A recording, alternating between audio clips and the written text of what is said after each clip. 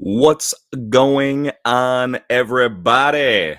Good morning, good afternoon, good evening, whatever time it is, wherever you are. I can't decide whether to keep this hat on or not. Hope we're all doing fantastic.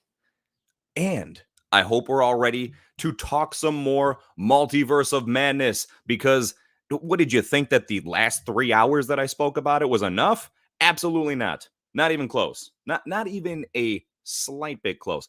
Ladies and gentlemen, I could probably talk about this movie for I was going to try and make up something ridiculous, but point is I could definitely talk a lot about this movie, and especially now that it's been out for a while, still haven't gotten a chance to see it a second time. At least want to see it once more in theaters, but nonetheless, now that it's been out for a while, hearing more and more people's opinions and everything, and seeing a couple of things that I have mixed emotions about. Some stuff that is definitely agreeable with. I can't really argue with some people, but there's some things that I see where it just kind of makes me raise an eyebrow a little bit. Like, don't know if we've really thought that one through there. So, anyway, I want to go ahead and start off. As we can tell from the title of the video, as compared to what you're seeing right now, I am by my lonesome, but that is okay, folks. Don't you worry, because the Upside Down will be here shortly. It takes a while to travel from the Upside Down to here. A lot of people don't really take that into consideration.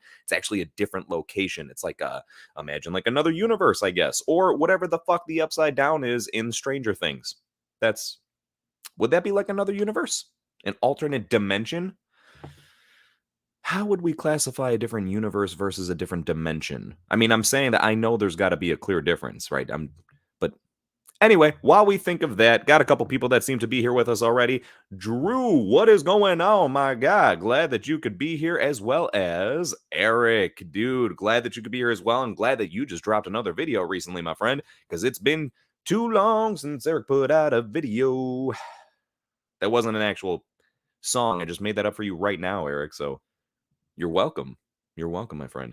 But seriously, thank you guys very much for being here, and hope you are ready to also discuss some more of this madness. So first things first, as we wait for good old Upside Down to join us here, I want to start off with something that I came across. As I was mentioning, there's some things that I've heard that I'm mixed emotions on, and I'm going to go and just kind of kick the whole thing off with that. And it looks like this is absolute perfect timing. So here we go. Here we go. Here we go.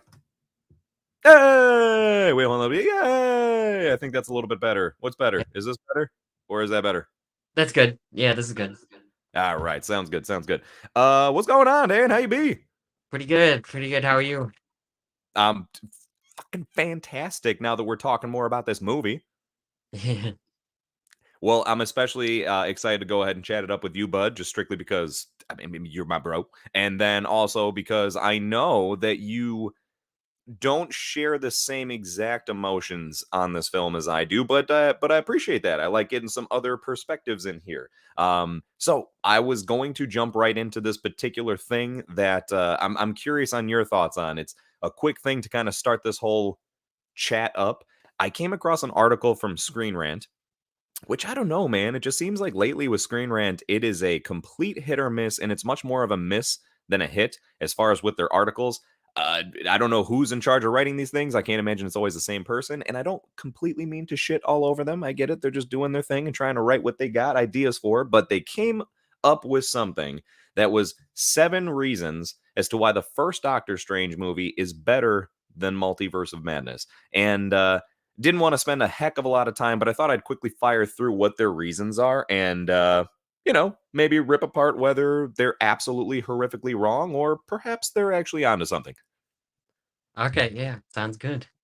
All right, so I'm going to throw this first one to you and just see what you think right off the bat, because this one I thought was a very interesting one for them to start with. Okay, so the first thing that they say is they feel like the first one's better because it's more focused on Stephen Strange. So before I say absolutely anything at all, what are your feelings on that? Well, so yes and no, but like mostly not. I mean, this one is a lot about him. It's his arc is complete. Throughout, and he learns lessons. He, so I think yes, there's more characters in this one, and it's focusing on other characters more than the first one did. But I still think this is this it feels like a Stephen Strange movie, Doctor Strange movie for me. Every Marvel movie has a villain, so yes, they focused on Wanda. They focused on the villain more in this one, and you had American Chavez, and but no, I disagree with that. I think they both focus, really well on Doctor Strange. All right, woohoo! I'm not gonna lie, I'm very pleased that that's the response, only because I was hoping that that would really shine through. But I see, some of the points where people are coming from. A lot of people are just heavily focusing on, oh, it just feels like season 2 of WandaVision, and it's like I don't really fully see that. I very much echo what your sentiment is there. I think that it was a still very sound Stephen Strange story, full through and through, stayed focused on him. Yeah, it had a lot of other different elements going on, but that's the part is I can't understand where the complaint is there. The movie's called the fucking Multiverse of Madness. So why would there be any reason to have an issue with the fact that there is more going on and more people introduced and everything like that? So for them to be able to do that and still focus so much on Stephen Strange is, I think, very applaudable. And I don't know. I just don't feel like it's fair to say that, oh yeah, the first one's better because it focused so much more on him.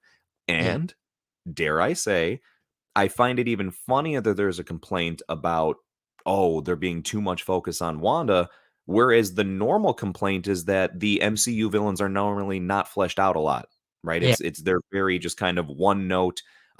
We don't really get a lot of depth into them, and they kind of just serve their purpose for the movie and then they're gone. Whereas like now you finally get a fully fleshed out from day one, fleshed out villain, and everyone's just like, no, I don't think so. It just feels like it's focused too much on her. It's like, yeah. Um, and I think that people could have like even in No Way Home, that still felt like a Tom Holland Peter Parker movie. Even though yes, it had a lot more in it, so I could see people having a similar complaint with that. I haven't rewatched it in a while, but I would say if they had a complaint about Civil War, like, is that really a Captain America movie? Because you have so much else in it. I could see that point. But yeah, no, not for this. And yes, the first one, like Mads Mikkelsen is a great actor, and they totally wasted him. He's like, to me, he was like the definition of an MCU villain that they barely fleshed out. oh gosh, yeah.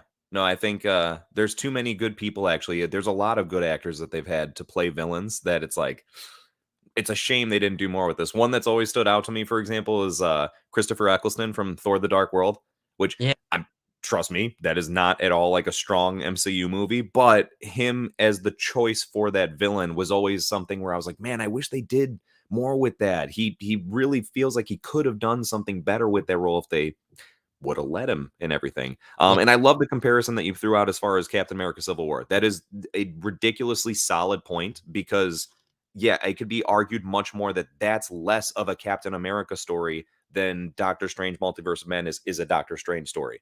Because Civil War, yeah, he's one of the main components, Captain America, but there's so much else going on that I don't complain about it. That's actually one of my favorite MCU films. But yeah, it's just it feels like an Avengers 2.5 as opposed to a Captain America story. yeah. Civil War is one of my. I say that, and Civil War is one of my favorite as well. So, um, Yeah, because they still did a great job as far as like balancing a lot of things out, but right, without making it sound like it's a knock on it. Yeah, it's just not exactly a full-blown Captain America story solely all the way through. Um, Real quick before I get to the next one here, just happened to see a couple things through in the end that I wanted to shine some light upon here. Eric was throwing in, so I didn't realize it yesterday, but I found out today that yesterday was Robert Pattinson's birthday. So if anyone asks why I waited all this time to put my Batman review out for that day, there you go. Okay, that at least is justified there. I love how it's a bit of a reach there, Eric. Like, hold on, I gotta find some excuses to why it was okay to wait this long to. I'm just joking. You release shit whenever you want, Eric. There's actually, I'm not joking. There's something that I've been thinking upon and working upon for a while, which is just a video that's not even a review of anything. That's just simply a rant on relevancy and why people should not be worried or concerned about, oh, I don't know if I should do this right now because it's not relevant, right? It's not gonna be viewed a lot because it's not relevant. That's not always the case. You never know when something's gonna be relevant for someone, right? Even if it doesn't seem like to the masses at the moment. So I think that that's cool, Eric, that you still found a reason no matter what, though, as to why to tie it into that. That's cool. And happy belated birthday to Robert Pattinson. The Drew View with Drew was thrown in. Actually, here's something I forgot to mention on the last stream. What if in the post-credit scene you had some cameos that made sense, or you have Wolverine show up and say, "Where's Charles?" Yes, dude. Oh my gosh, Dan. I would hope that you would think that this is also an agreeable place to place some other cameos, such as this. That would have made a lot more sense. I know last time, Drew, we were talking about the whole like, what if Wolverine actually popped up in the fight with the Illuminati?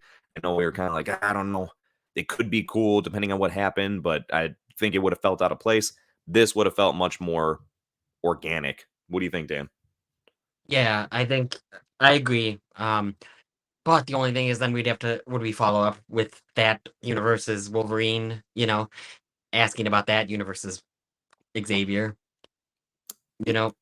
Yeah, and it's funny because it does make you wonder, how much do you want to go back to a specific universe? Like, we're introduced to the concept that there's an infinite amount of them in complete different variations. So, although it's really cool to think of the idea of going back to Earth 838, do you want to? Is that the route we want to go? Or, I mean, my gosh, it's like that's like picking out the first candy you see at a candy store. It's Yeah. like, maybe you should walk through the rest of the candy store first, or at least a little bit of it, before you just go like, yeah, this is definitely the one that I want to buy. And I say that lightly because I think it'd be cool to see Earth 838 again. It had a very if you notice the way it looked and was designed, you could tell it was very heavily influenced by Reed Richards and the Baxter Building and Fantastic Four is like, just they seem to have a lot of influence on the fact that it was a lot futuristic. It was very futuristic looking. Almost like if Iron Man just was allowed to design the entire place. But then it almost felt like there was maybe a militaristic feel about it. And I just mean like a heavily enforced like, oh, this is the type of Earth where like anyone would be afraid to breathe the wrong way, or an Ultron sentient robot is going to come down and arrest you. Yeah, Still, with that being said, that'd be pretty scary. Uh, uh, hopefully we're back and that didn't cause too much of a blip. Did Thanos just snap somewhere? The fuck is happening right now? Anyway, the only reason I do think it'd be interesting to go back to that universe is simply because they do feel like that they would have a legitimate reason for revenge on us. Whether they want to say on us as a universe is kind of silly, but against our Wanda in particular, although she may or may not still be with us. But someone was bringing up an interesting theory. They brought up multiple ways as to how the Illuminati could actually come back. Which I think is a little ridiculous simply because, look, it's already in the superhero worlds. It's like you never know when to believe if someone dies. Now you got the multiverse, so you're like, what the fuck even matters anymore? And now you got people from a universe that get wiped out, so you're like, oh yeah, what does it matter? There's infinite versions of them, but now it's like, oh wait, but even they might come back. So that was kind of but this sounded pretty reasonable. They brought up that the Mordo from that universe is still alive, valid point, and that seemingly his Eye of Agamotto has the Time Stone still, because like they defeated Thanos, and I think so. They were saying he still has a Time Stone, so essentially they were saying, what if Mordo just used the Time Stone to reverse those events? Brought back the Illuminati, and then since like that Illuminati they're already aware of the multiverse. They've been tracking it and, keeping a database on it and stuff. So who's to say that maybe they don't track down our Earth? They already know that according to them we're 616. So who's to say they don't track us down? They're like, "Yo, we're going to fuck you up now because you just like killed us essentially." But we're back. What would be your feelings on that nonsense, Dan? um, I don't know. I don't think they're gonna do it, but maybe I don't know. But I do think, yeah, like you said, like anyone could come back. So that Illuminati, there's a different Illuminati in other universes. There's other Illuminatis. But no, that would be interesting actually. I didn't notice the time stone was still there. I don't think. I don't think I actually saw it myself either. I just heard someone kind of point that out, and I didn't remember enough to say against it, right? And I know that again, they defeated Thanos, and it wasn't via a snap of their own or anything. So it just kind of made me think that it is realistic they would still have Yeah, access to some of the stones. 'cause, I didn't notice this the first time I saw it, but the second time I saw it, you see Thanos, like, with a something impaling him, in that scene. Mhm. Yeah, I That's didn't notice if I'm not mistaken, that's his, like his double-edged sword. I I think that's what it is. It's his own double-edged sword or whatever that was impaled into him. yeah, I'm pretty sure. I'm pretty sure. are we just flying back and forth? Can I talk about something about that Oh scene? gosh, yeah. I mean, I still got this list up, but at the same time, it's not like we have to stick heavily to it. There was a couple other good talking points that I thought would come in through there, but go for it, man. Okay, I think that scene would have been a good point to put in cameos. Show a little bit of the fight with Thanos, and Oh god. um, have our people in it, have other people. That would have been a good cameo point. Yeah, And it would have felt very, very natural. Like it wouldn't have felt forced at all. That is super, super solid, Dan. I love it. Dan's on fire. Can somebody chalk up the board right now and give Dan a couple points here? Sorry, we're barely we're not even 17 minutes into this motherfucker, and he's already going ahead and knocking out good points left and right. yeah, No, I want to give credit where it's due because that actually seriously is probably one of the best parts of the entirety of the film because everybody jumps to when they're flying through the different universes. They're saying that that's where they could have done cameos. And I don't know how well that would have worked because they're flying through so fast that it would have felt really wasted. That even if you did say, "Holy shit, is that person back there?" By the time your brain even like starts to register, they're like 3 more universes away. If it would have showed it like really slow, and I mean even slower than when they were like the paint globs and all in cubes and stuff, or if it was like they actually fell into a universe, stood up a little bit, and then fell into another one, then there maybe would have been time to let a cameo breathe in there. But even then would have felt so short. So the fight with Thanos, first of all, super disappointing that they didn't show any of it other than Black Bolt wiping out Doctor Strange. But yeah, would have been a great spot to go ahead and throw in just literally fucking anyone. There could have been our Wolverine cameo, yeah. you know? But a counterpoint. What if in that universe only that Illuminati was fighting Thanos? Is that possible? Like they didn't get help. They it was just them. Oh, yeah, like they didn't even bother to ask anyone else for help or anything? I mean, that's not unrealistic. Maybe they just kind of assume no one else could help out. Yeah, like I don't know. Maybe it's just it wasn't like our end game. There was barely anybody there fighting Thanos. Yeah, no, and that's totally fair, right? That it kind of is implied that it was just them there. Yeah, It's not like there was an audience watching their Doctor Strange be annihilated. It was just them, which god damn it. When you look at that scene, doesn't it just kind of make you feel like this was probably something entirely different. This was all like they just cropped everybody in to stand next to each other. Like Xavier looks so funny in that scene to me.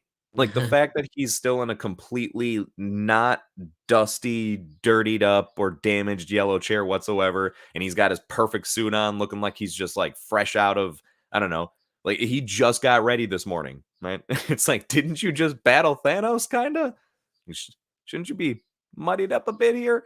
But anyway, it's a disappointing thing. They should have had some more cameos in that spot. Good yeah, point. Let's see what do we got here. What do we got? A few more things coming through. Wanda in this movie is arguably even better than Thanos as a villain. Eric is saying, "Holy sweet mother of guacamole!" That is interesting, man. As far as villains go, yeah, I think she's just straight up more of a villain. Whether we want to say like better, she's just more of a villain than Thanos. Thanos was a guy who had good intentions that was going a bit far. And obviously that's an understatement, like way too far, right? But he never really seemed like he was out for vengeance, so to speak, or like I literally have bad intentions to do bad to people. What was his whole goal? He was trying to bring balance to the universe as if he was the fucking chosen one from Star Wars or something like that. yeah, And when he did he not just chill out? Like, yeah, no one had to convince him to stop. He did his thing, and he's like, "Cool, I completed my mission. I'm gonna go chill now." So in that regard, I'd consider just him in general, like I said, less of a villain, which like by default makes Wanda a better villain. But nonetheless, I still kind of agree uh, with this. What do you think?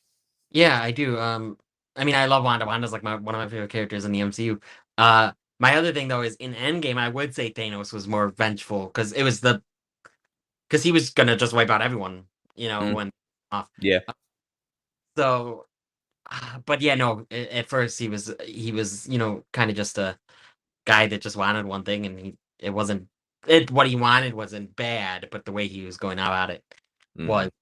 But no, I love Wanda, but I love Thanos. I thought that they did really good job with him. With what they did, I honestly would want more Thanos. I wish we even got more of him. But I thought his arc was pretty good. Yeah. Hey, don't rule it out, man. Like, I know it was literally not him really there as far as like seeing it, but he was in Multiverse of Madness. Like, Yeah. there's no ruling out that. I mean, anybody, man. This is now the perfect excuse for anybody to come back. People who are, sad that, oh, Robert Downey Jr. is never going to be around again. Who the fuck says so? Like, in any capacity, he could be back, whether it's big, small, or anything indifferent. And there's really like no reason to say it's not reasonable. Josh Brolin as Thanos, I'm sure he'd be more than down if it was like something like a quick thing to come back, which actually this would have been perfect. Like, how the fuck do you I not have a little battle? I wouldn't have minded that even just for but I just wanted more, which we'll get Hmm. to a bit. But yeah, um, Looks like we got Schofield up in here, and apparently he just got done editing his review on Multiverse of Madness himself. That is awesome, man. Can't wait to see it drop. Can't wait to see it drop. Looks like I'm not the only one. Eric's excited as well. No, good stuff, man. Good stuff. It's definitely exciting that there's multiple people that are trying to go ahead and say some stuffs about this movie, and hopefully you're as excited about it as we are. Well, myself. I shouldn't say that. Dan, you're definitely more positive than anything else. I'd like yeah. Let's see. Oh God, I want to review this movie, but my Batman one took long. I don't know if I'm gonna. It's fair, Eric. It's fair. It takes time, man. It takes time when it's all scripted out and stuff, and you want to throw the clips in there and everything. It's time consuming, right? But all about the dedication, I guess. Yeah. So hopefully, stuff like this puts a little bit of a fire under all of our butts to do some more stuff. Yeah. I'm still planning on reviewing it, so Absolutely. Yeah, for what it's worth, I definitely am I don't know if I'll be doing like a typical breakdown review. That seems like it might be a little much as far as for this one, especially without having it, to be viewed in front of me while writing it. However, definitely going to be doing a smaller scripted, more condensed video on my like main thoughts that I'd like to bring up. Schofield saying I enjoyed Wanda in the film. I just don't like how they always try to make Wanda look sympathetic and make her bad actions look like mistakes. She can be a villain or a hero, not both. You know, I mean, to be fair, just to quickly say, because I feel like we've kind of spoken on this. I think maybe in the last stream or even off stream, as far as in our chat stand, like it seems really ridiculous that they're willing to just kind of look past a lot of stuff, like the whole Westview incident, right? I was going off on a tangent about that last time. It's pretty absurd that they're willing to just take that horrific incident for what it's worth and then just completely just push it to the side. No, it's all good. It's not why we're here. You don't worry. You're in the clear about that. Everyone's forgiving you. You want to get back on a lunchbox? I don't know. I don't know, man. So yeah, I think she definitely is. It's at this point just more of a villain. Like we can go ahead and forget the whole sympathy part. If anything, let's be sympathetic for the Wanda in the universe that was getting taken over, right? That was being slept walked through and possessed. That poor lady and her poor kids and whoever the fuck her husband was. Where was Vision, man? Let's see. Eric, I thought for sure one of the after credit scene would be a cameo. Yeah, I mean, technically, well, it technically, was not cameos that we knew who they were, but there were cameos in the after credits. even Charlize Theron herself is a cameo. So even if you don't know her character, she's still there. But yeah, I know what you mean. Yeah. Yeah, exactly. It's not, I'm sure just right not the cameo people were hoping for. Like it would have been definitely cool to see just, I don't know, like maybe I honestly feel like what they should have had, and this would have been a nice opportunity to do so, is have there be multiple, like more after credit scenes than they've had in past situations, or just a longer after credit scene. Um, but I think it would have made more sense to split this up. Like as the credits are going, just throw in a small scene of like an opening to one universe where we do get a chance to have our fun cameo, and then more credits, and then okay, another scene where they open up to a different universe.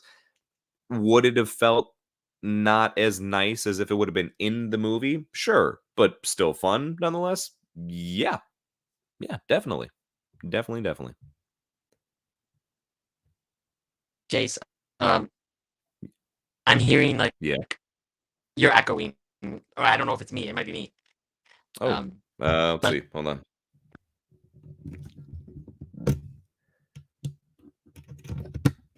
Is it still doing it? yeah, I don't know. It might be me. Here, Hmm. I'll try to be back maybe. Hold on. Let me see. Is it still doing it? Yeah, like everything you say. So, Oh shoot! Because now I can't. I tried to just out of curiosity do this. Hmm. but if no one's saying it in the comments, then maybe it's just me hearing it that way. Let us know in the comments, everybody. Am I echoing? Audio is a little choppy. It's saying, "Uh-oh." Dan sounds like Darth Vader right now. Oh yeah, so that's what you sound like to me, Jace. So kind of, you sound like echoey, like I don't know how to explain it. You do sound like you have a robotic effect on your voice, for lack of better terms. Yeah. Hmm. Well, I'm curious as far as like. Okay, there we go. This is some clarity. All right, Jay sounds normal on my end. Yeah, maybe Dan, do you want to try just for the heck of it, like disconnecting and reconnecting or something? Yeah. They sound like Ultron. Oh shit! What? Both of us? I hope it's not me. At least I don't know. It's weird. On my side, I sound okay, and I don't seem to show any like signs of connection issues. I don't mind Dan Vader. Jace, I am your something. Ah, sweet. All right, I'm normal now. Cool. Then forget Dan. All right, we're moving on. I'm just joking. Dan, I hope we fix whatever and you come back. Well, as soon as he pops back in the lobby, I'll have him jump on back in. In the meantime, let's go ahead and jump backwards here a little bit because I saw some interesting things that were being thrown in for lack of better terms. Let's see. Eric was throwing in who was the statue that crushed Captain 007 Marvel? Wow, that's a good point. I didn't even notice of or pay enough attention. I just thought it was like a big ass pillar. I didn't really think of it being a statue of a particular person. So I'm not too sure. Not too sure. Let's see here. As I'm going over to the next one, let's see if we got Dan Vader or the Upside Dan. Hey. Yeah, Jace, you sound better. Oh, so do you. That's awesome. That's awesome. All right. I'm glad that that didn't get too much in the way as we continue on through here. I thought this was a good comment to go ahead and come back to and let you speak on here. Dan, what do you think? How much more brutal would this have been if this was rated R? Because I feel like they got away with some shit, even though this was rated PG 13. Yeah, they got away with some stuff, especially for an MCU movie. Because you got to think like The Ring is rated R, I'm PG-13, and that's pretty, violent. But the difference with this is, which I understand why people are bringing it up, is that families go to this. They're not going to go to The Ring. So, but yeah, I think that they got away with a lot of stuff.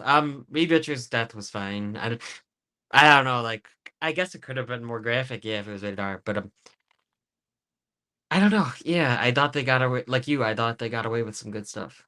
I still, to this day, think that Black Bolt's death is one of the most horrifying things they put inside of an MCU film. Like, Yes. out of all the ways that we've seen characters die, that is undoubtedly one of the most like scarring mentally. And fucking loved it. It was just, it makes me think, how did they get away with that?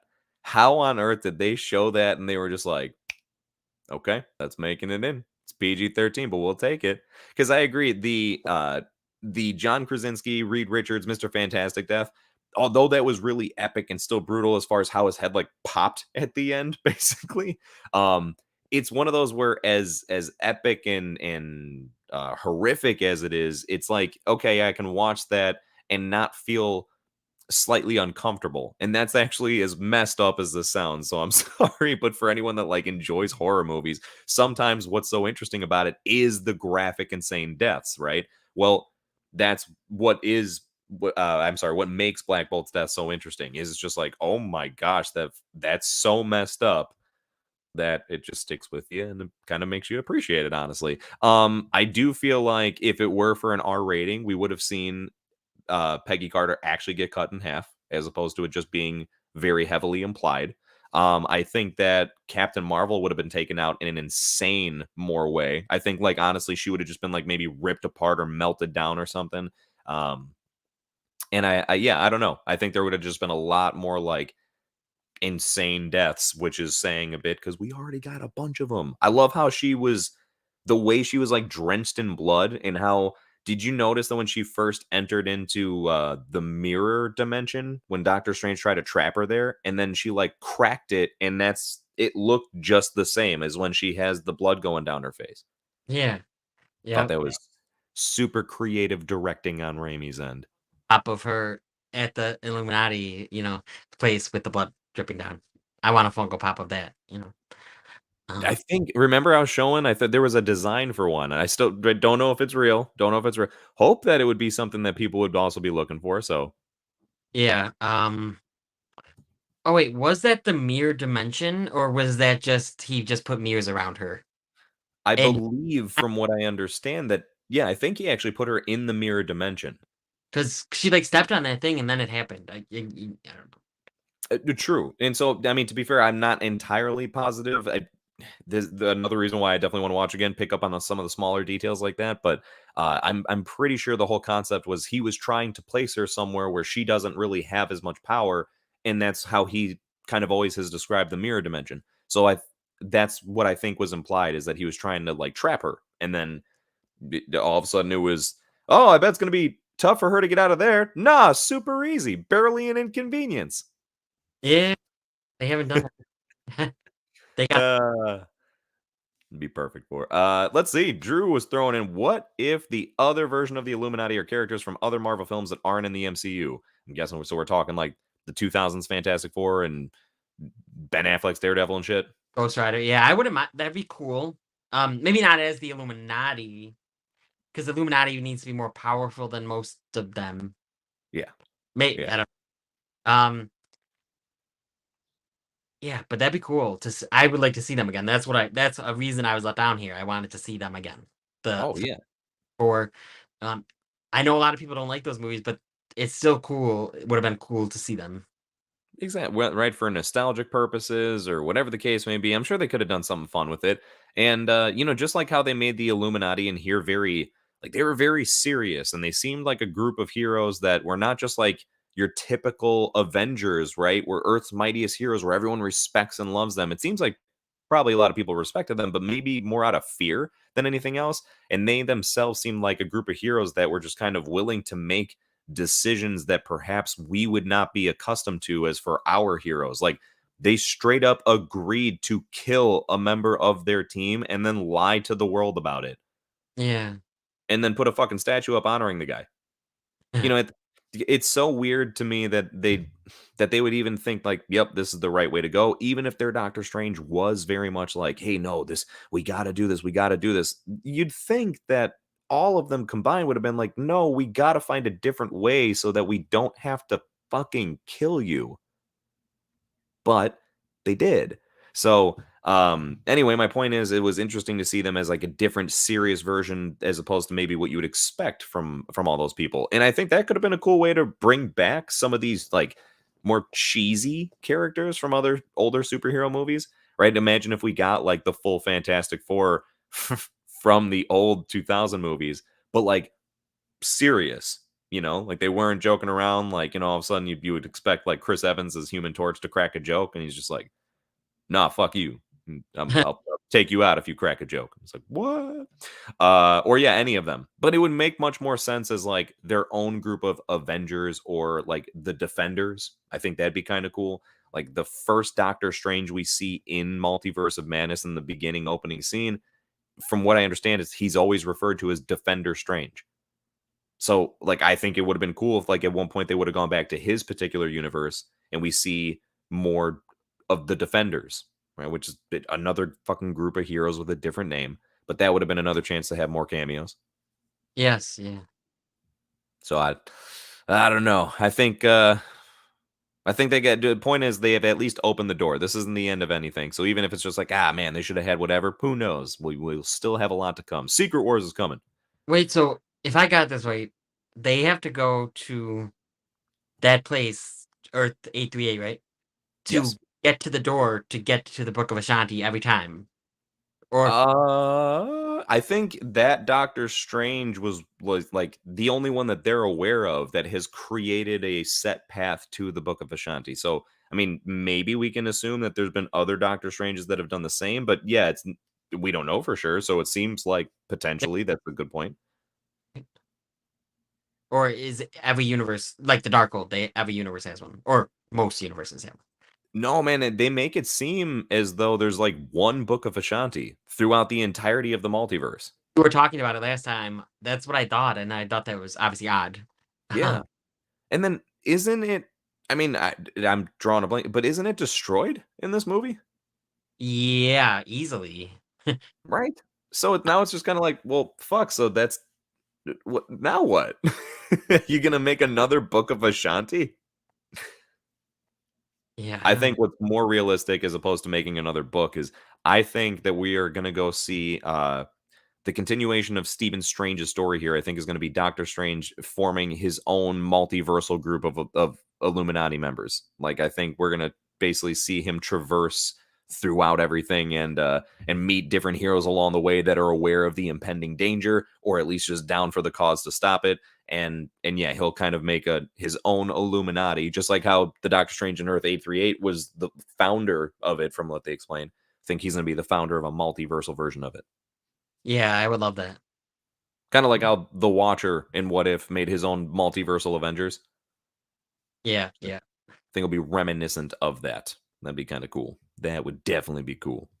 Let's see. Schofield was throwing in, people were disappointed with Batman vs Superman like they are with Multiverse of Madness, and then a director cut came out and it was better, which raises an interesting point of, do you think this might be the first MCU film to receive a director's cut? I hope so. Honestly, a lot of the other ones don't even need one. Um, but this one I think does, and Sam Raimi seems like the type that would fight for it. Uh, so I'm hoping I would love to see it. Yeah. Agreed, But man. BVS was better as the cut, the ultimate cut, I think it's called. Yeah, so I don't know, I would love to see it. I think it could be really good. I think it would definitely make it more fleshed out, more appealing to the people of what they were expecting going into it. I don't know if it would still live up to all the hype that everyone is expecting, but that's just I don't know if that's to blame like for the creators of the content. I think that's just more so like people like ourselves on YouTube that either make videos of getting stuff all hyped up or just watch the videos of getting stuff all hyped up. And it's tough, right? You want to get into that stuff and everything, but then that leads it to sometimes having false hope for what is to come, or just built up hype that unfortunately is not executed upon. But yeah, I do think that it would be great if there was a fight for a director's cut. I mean, fuck, man, they got the Snyder cut to come out, so let's fight for hashtag bring out the Raimi cut. Yeah. Eric was throwing for anybody? I don't think so. I don't know if that was a continuation of something. Famke Jensen even said she wants to reprise her role as Jean Grey in the MCU, but Marvel never got back to her. They don't let actresses reprise roles like older actors. Or when old what Oh, so he's saying women don't get to reprise their roles as much as older men. Is that what you're is that what this is about? so, like We making this a women thing? Huh? MCU got something to get the women? Yeah, I would be surprised if that's actually the case because there's a lot of people that are on the MCU train. yeah, I don't even there's not to me, there's not enough things to back that up. No, yeah. I mean, don't get me wrong. It's funny because when people say that, like, it's like, okay, I get what you're saying because there are a lot of introduced female characters, whereas before when we first started out, how did the MCU begin? With fucking four dudes that were the Avengers, basically, right? So I get it. Well, I mean, of course, that's excluding Hawkeye and Black Widow. I mean, not to say that they weren't part of the Avengers, but I'm talking Captain America, Iron Man, Thor, and Hulk. So that part I understand. But nonetheless, I don't think yeah, it's fair enough to sit here and be like, but now it's the MCU. Take it fucking easy. There's a lot of female characters that are dope, and now they have expanded large enough to go ahead and introduce them properly. So, right? Shut your Also, trap, calm it down, take it easy, take a chill pill or whatever the fuck it is that you do, and right, just accept the fact that it's all good that they're in there. I mean, it's not like they're full blown replacing everybody, right? You still have like it's not like Thor: Love and Thunder is only about Natalie Portman. You still have Thor in there, so I don't know. But anyway, as you were saying, Dan. yeah, and also Famke Jensen did reprise it's the same role, but she was in Days of Future Past for a little bit. They all were, right? So she was back, you know. Yeah, but that was Not Fox that brought her back. yeah, I know, but still. No, I mean, I know what you mean. It's just it's more so implied. She's definitely down to come back. It's more so, yeah, would the studio let her? Because I bet the whole thing is do you go with that version or do you go with like the Sophie Turner version? And with the new, people that they were bringing in, and that's tough. But they already brought in Patrick Stewart, so there's no reason they can't stick with other older people. Which this is another good point just to kind of finish that off, as Eric was saying. He just appreciates her as the character because felt she had a threatening presence similar to Wanda, which I agree. I think that that's something that I'm sorry, with all due respect to Sophie Turner, because I think that she plays an interesting younger version of this character. But there was at no point in time where I was like taking her seriously and afraid of her. Whereas, I mean, I do think that Famke Jensen she was scary sometimes. All right, hold on. Let's see here. As I kind of go down, well, Lord. What is there? Man, I went to scroll down a little bit here and it shot me right down to the end of everything. Are there a lot of comments, Chase? Thankfully, yes. Thankfully, yes. Okay, hold on, hold on, hold on. I got it. No, this from a while back. Angel, what is going on? Thank you for stopping by. Hope that you are down for some more Multiverse of Madness discussion. Of course you are. Why else would you click on here? Let's see.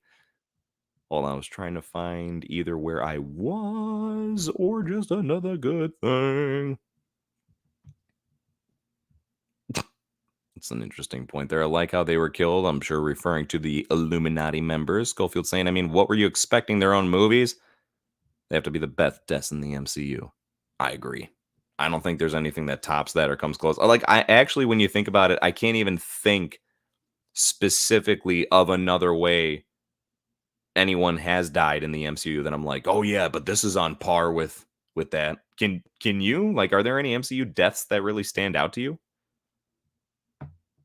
No. Well, I can't think of them right now, at least. Right? There's not any that like really stand out that much. I don't know. I don't know. We'll have to put some thought into that. Angela's throwing in. I was pretty bummed they didn't get more screen time, not in this movie, but at least moving forward. Well, then I mean, keep the hopes up high because I feel like this was nothing more than a very soft introduction to a lot of that stuff. I truly believe that this was simply opening the doors to what's to come, and what's to come is a whole bunch of shit. Right? Like there's now an opening for whatever they want to do. There's some that right. We got to appreciate that this was just simply a hey, come take a look at these other toys that we have access to, right? Like right now, we're just going to show you these toys and we'll give you a slight preview of what it's like to play with them. But that's it. But guess what? We're going to go ahead and give you full blown access to those toys in a little bit. And that's exactly what I feel is coming up, right? With the whole Fantastic Four movie that's already confirmed to be coming. I am sure there's going to be XMen projects to follow. And I don't know exactly what to expect about Inhumans, but I would anticipate that there's got to be maybe something on the horizon. I highly fucking doubt another show. Like, I don't think that they would make like a Disney Plus Inhuman show to try and like take place of the ABC show. I think if anything, there may be an Inhumans movie, but nonetheless, point is they're on the horizon of definitely bringing us more of all these people. So I think People you'll want be happy. people want it more now in humans. They want it more now because they've seen Black Bolt in this movie.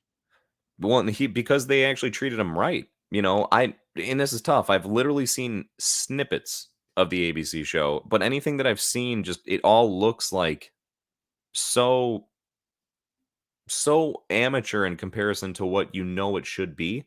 Um, and yeah, I thought like the little bit of Black Bolt that we saw was so much better executed than anything that I've heard of or seen from the ABC show. And so that alone, even though he of course died too fast and whatever, I think that by itself has people kind of intrigued of like, oh, okay, well now if that's what it's like, let me see more of that. Drew throwing in, let me be honest, Professor X was kind of wasted in Multiverse of Madness. In fact, here comes an unpopular opinion. Uh-oh. Professor X was more wasted in this movie than he was in X-Men 3. Hoo-hoo! I'm guessing he means The Last Stand. Yeah, yeah, yeah. I believe so. I barely remember enough. I just remember it sucked. He died early on, or early-ish on, I believe, right? I Oh, that's right. don't killed him in her house, and he was floating. I don't remember that movie. Yeah, That is how it went out. I do remember it was very, very early on. Yeah, I guess that's probably fair to say. Because it was a very small role as far as with this. I'll tell you what, I would have felt a million times better if they would have stuck to their guns, at least what I believe is what they were originally planning to do, which was the intention of making it a lot bigger and intense of a mental battle between Xavier and Wanda. Like I mentioned this a little bit last time, and I want to find. I wish I could like pull it up and show it. But they had previs effects that were already made and done, and I'm nearly certain that they like went and shot stuff or at least CGI like created stuff for the battle because they were saying from a whole bunch of people that were like rumoring and leaking stuff. They're like, oh man, this battle between Wanda and Xavier, it's gonna parallel the fight between Doctor Strange and Thanos. I was like, okay, well, that was a trippy fight, so that'd be pretty damn cool. And the fact that it was what it was definitely a bit of a letdown. Like, I cannot sit here and actively agree with, oh, yeah, Xavier wouldn't have put any more of a fight than that, especially on the mental side. Like, that's his domain. Do I think it's yeah, realistic that Wanda was able to come back and still best him in that situation? Yes. I think it would have been weird if she didn't. But I do think that, as I was kind of throwing out last time, that he should have been able to give her the most run for her money out of the Illuminati members. yeah. I agree. I agree. 'Tis a shame that that wasn't the case. 'Tis a shame. Oh my gosh! Again with the whole jump in the fuck. Oh, okay, that didn't jump as much down as I thought it did. Whoo! Okay, okay. I think it was clear. No, hold on, Eric. I mean, it's a thing. Think about all the actors they have brought back from other Marvel movies. Only guys so far. Just saying. Yeah, he's talking about Spider-Man. Yeah, but that's not that many. I know, yeah, it's exactly. I don't know how fair that. And then plus, like, what about with X-Men? Like, it just in Days of Future Past alone, didn't they bring back like a fair share of both? Yeah, but he, like you said, that's Fox. So Sure. Yeah, okay, I know. There I am going against my own point that I was saying before. Yeah, with Marvel stuff, I guess that's. But I mean, I but don't know. they just haven't had a like they I don't know. Now they have the opportunity. That's the point. Sophie Turner, I'm not as big on, or I'm not big on as Jean Grey, even though I love her in Game of Thrones. Well, of course, yeah, she killed it in Game of Thrones, or at least that it did a good job to play the part that it was, as far as being a tortured soul for Sansa Stark. But yeah, she looks the part of Jean Grey. I don't feel like she really is believable acting it out. Oh, what's going on, Anthony? What's going on? What's going on? Happy that you could be here, brother. Ooh, this is actually a pretty solid point. We were just talking about with deaths and ones that are not exactly that memorable or anything. And Vision, Yes, yeah. Vision. yeah, I'm actually that is one of the most heartbreaking ones for sure, man. Seeing Wanda take him out, and then all of a sudden, just like, nope. I Well, know yeah, that that, was. that was, It's all shed a tear real quick for Vision. What do you think? Where's White Vision at right now, man? What's your guess?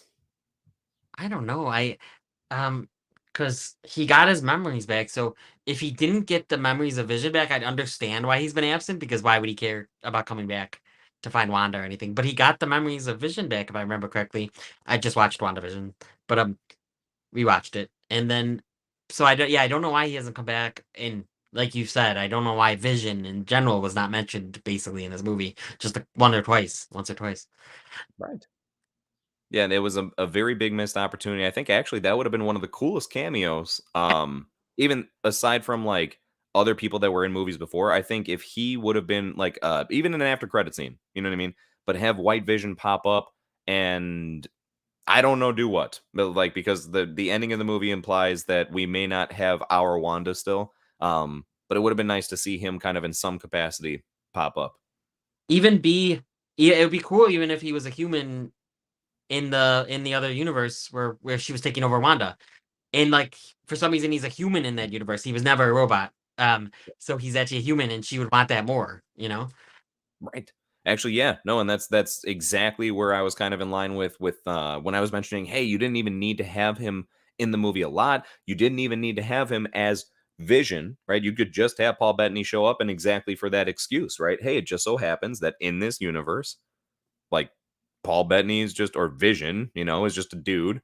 Yeah. Uh and maybe that's just like maybe in that universe, it's not really that Vision's his actual name. That's just like a cute nickname that they gave him because or whatever the fucking case is. Like it totally would have been believable. They didn't even need to go into it a hell of a lot. It just would have still made sense. And it was just really, really weird that they didn't do it.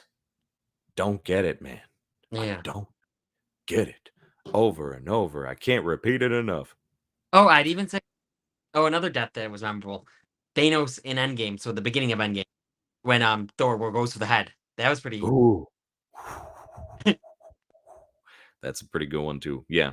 Oh my gosh. That I feel like just shock factor, right? Pure yeah, shock factor where it's that's like, whoa, that was like Mortal Kombat shit. right now, and then they do. They stepped it up a notch with that one. Wanda killing Vision in Infinity War was as Thanos approaches, I think is the best death. Yep, definitely as we were saying. He was saying the last stand doesn't suck, it's just rushed. No.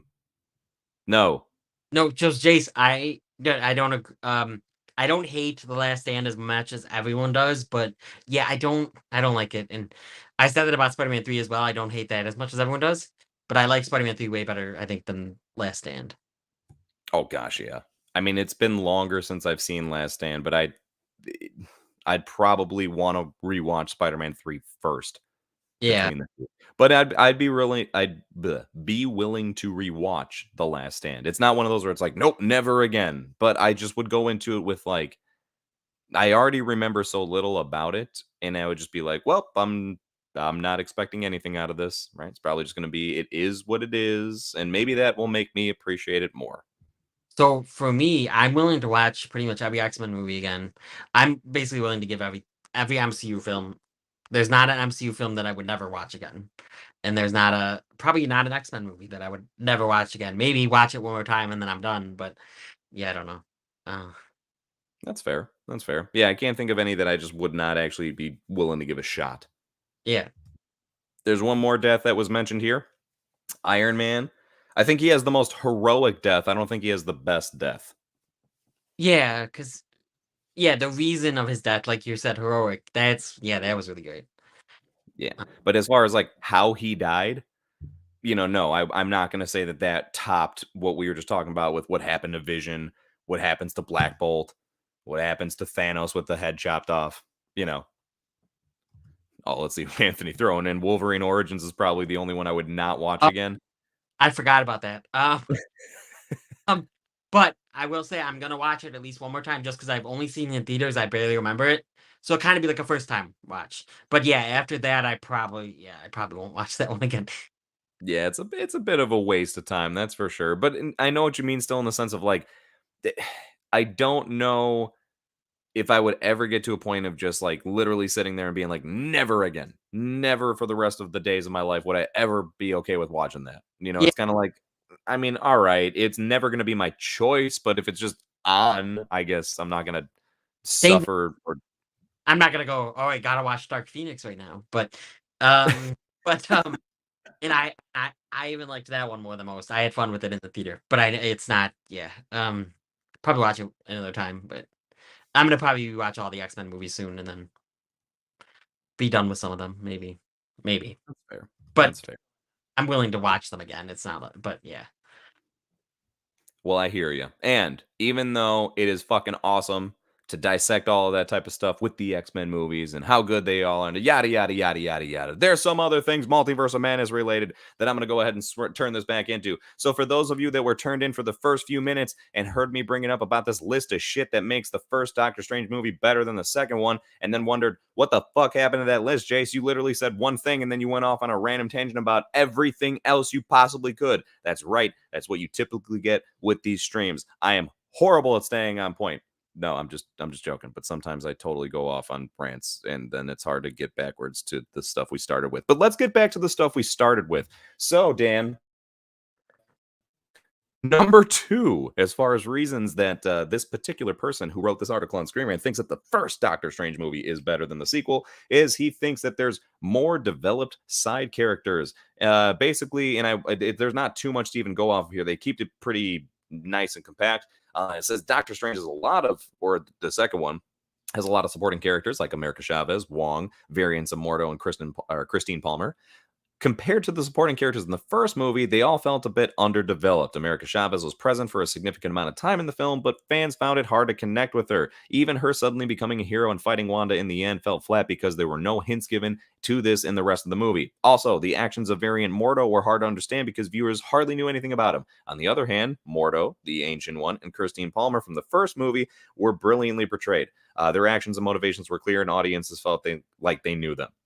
So, what would be your takeaway? That one's hard because I agree on some characters, but I disagree, I think, on some. I think the first one did a great job with the Ancient One, Tilda Swinton. I think that she got, a lot to do, and I really liked her.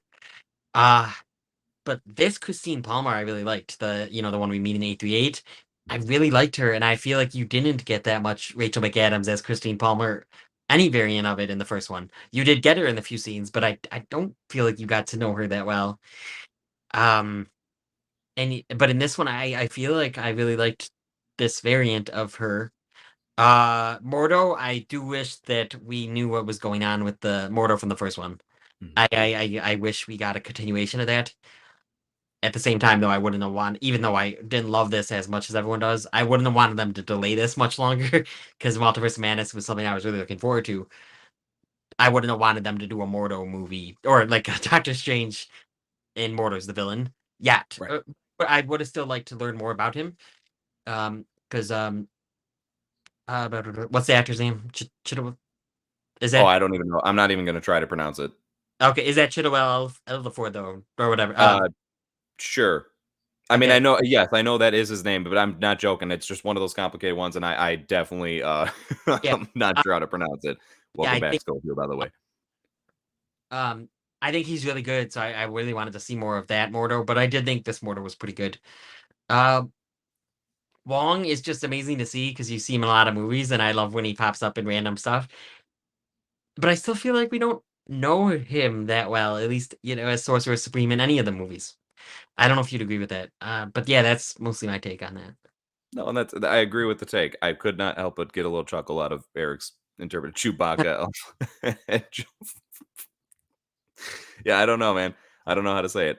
No, and I'm right there with you where I'm back and forth on this. The way you described Christine Palmer there, I think was spot on. I always felt like she was even more of like a lackluster uh Jane Foster it from Thor. You know what I mean? Like I even felt like Natalie Portman in those movies was kind of like, yeah, she's there and she's there to be his love interest, but you only get so much from her. They don't really allow a lot for a lot to be there. And they want to focus on Thor a lot. Makes sense, but at the same time, then it's like I don't understand how you're expecting me to believe that there's such an established relationship between them. Like they just seem immediately lovey-dovey right off the bat, like some Romeo and Juliet shit in other than the fact that they're two attractive, you know what I mean, main stars in the movie, I don't know why we're expected to believe that it's such a, strong relationship. And it's the same thing on a lesser level with Doctor Strange and Christine Palmer from the first one. At least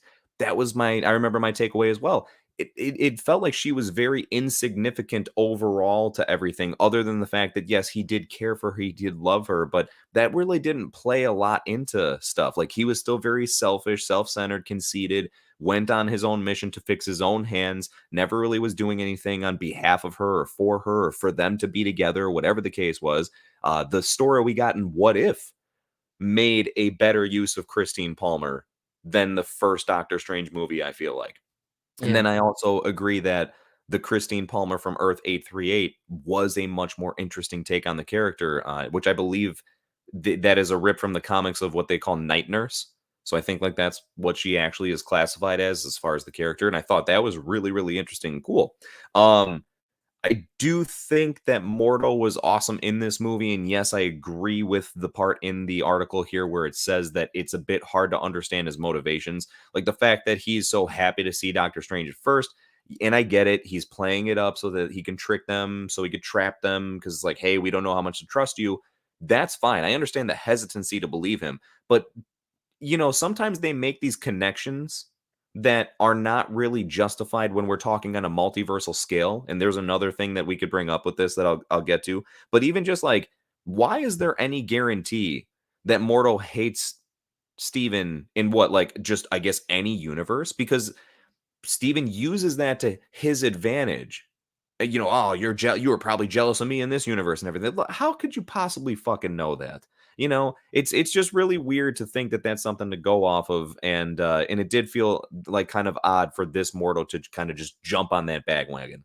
With that being said, with Mordo as a character, I do think it'd be really interesting if in the third Doctor Strange movie, perhaps we finally get a chance to revisit the original Mordo, like the one from the first Doctor Strange. And the reason being is it seems like the third Doctor Strange movie is going to kind of be surrounding the idea of them trying to stop incursions, as far as colliding universes and stuff. Well, the end of the first Doctor Strange, Mordo was left in a place of saying that sorcerers are too dangerous to exist. And he was like on a mission to wipe them out. Well, what could really further back his point even more than him going out and fucking having incursions take place and universes colliding and people dying on a mass scale? So it actually makes sense, I feel like, for the OG Mordo to pop back up in the third movie potentially. Like, I finally fucking found you and I have to stop you. You can't be doing this. No one man should have all that power. So, Yeah. something like that. Something like that. Also, I was going to throw in really quick. I remember we were talking, you brought this up, and I was so happy that you did earlier in the chat. And it was something I even wanted to mention in the first stream that I did about this. So Dan was bringing up everybody about how it's really funny when our Doctor Strange meets Sinister Strange, and Sinister Strange he's like, prove that you're another me. And then so Doctor Strange is like, all right, I had a sister and she died. And then so apparently he's like, all right, cool, you're definitely me. Like, who's to say that Sinister Strange had a sister? Or who's to say Sinister Strange's sister died in the same way? Or that any of that was enough to prove that was such a weird choice to prove that, yeah, I'm you from another universe. Yeah, I don't know how they would have proved it, but yeah, anything that they said, everything could be different in other universes, you know? Even his injury was a little different. So yeah, that was just odd. I noticed that both times. I'm like, why did they? Yeah, because Yeah. he could not have a sister. His sister could be different age. His sister could never have died. You know? Yeah, exactly. It could have been a brother. Yeah, Anything at all. Like, there's so many different variations of what could have happened. So yeah, that was a very just funny choice. So again, it's kind of weird things that I think the reason I bring those couple of things up is because I feel like that's where maybe the writing was lacking a little bit. I get that you're trying to have some form of connective tissue as to, what could be brought up. And like you said, I don't exactly know what could have been said or done really to prove that it was another Doctor Strange, but something other than a personal story that only relates to you in your particular universe, you know, yeah, with no guarantee that's happened to anybody else. And the same thing with the whole animosity between Mordo and Strange, right? Same thing. You can't just like go off the assumption and expect us as viewers to be like, oh, yep, I guess that Mordo hates Strange in every universe. yeah. And even I like the line, but it didn't mean as much. But I love you in every universe. You've been to two universes where you met her.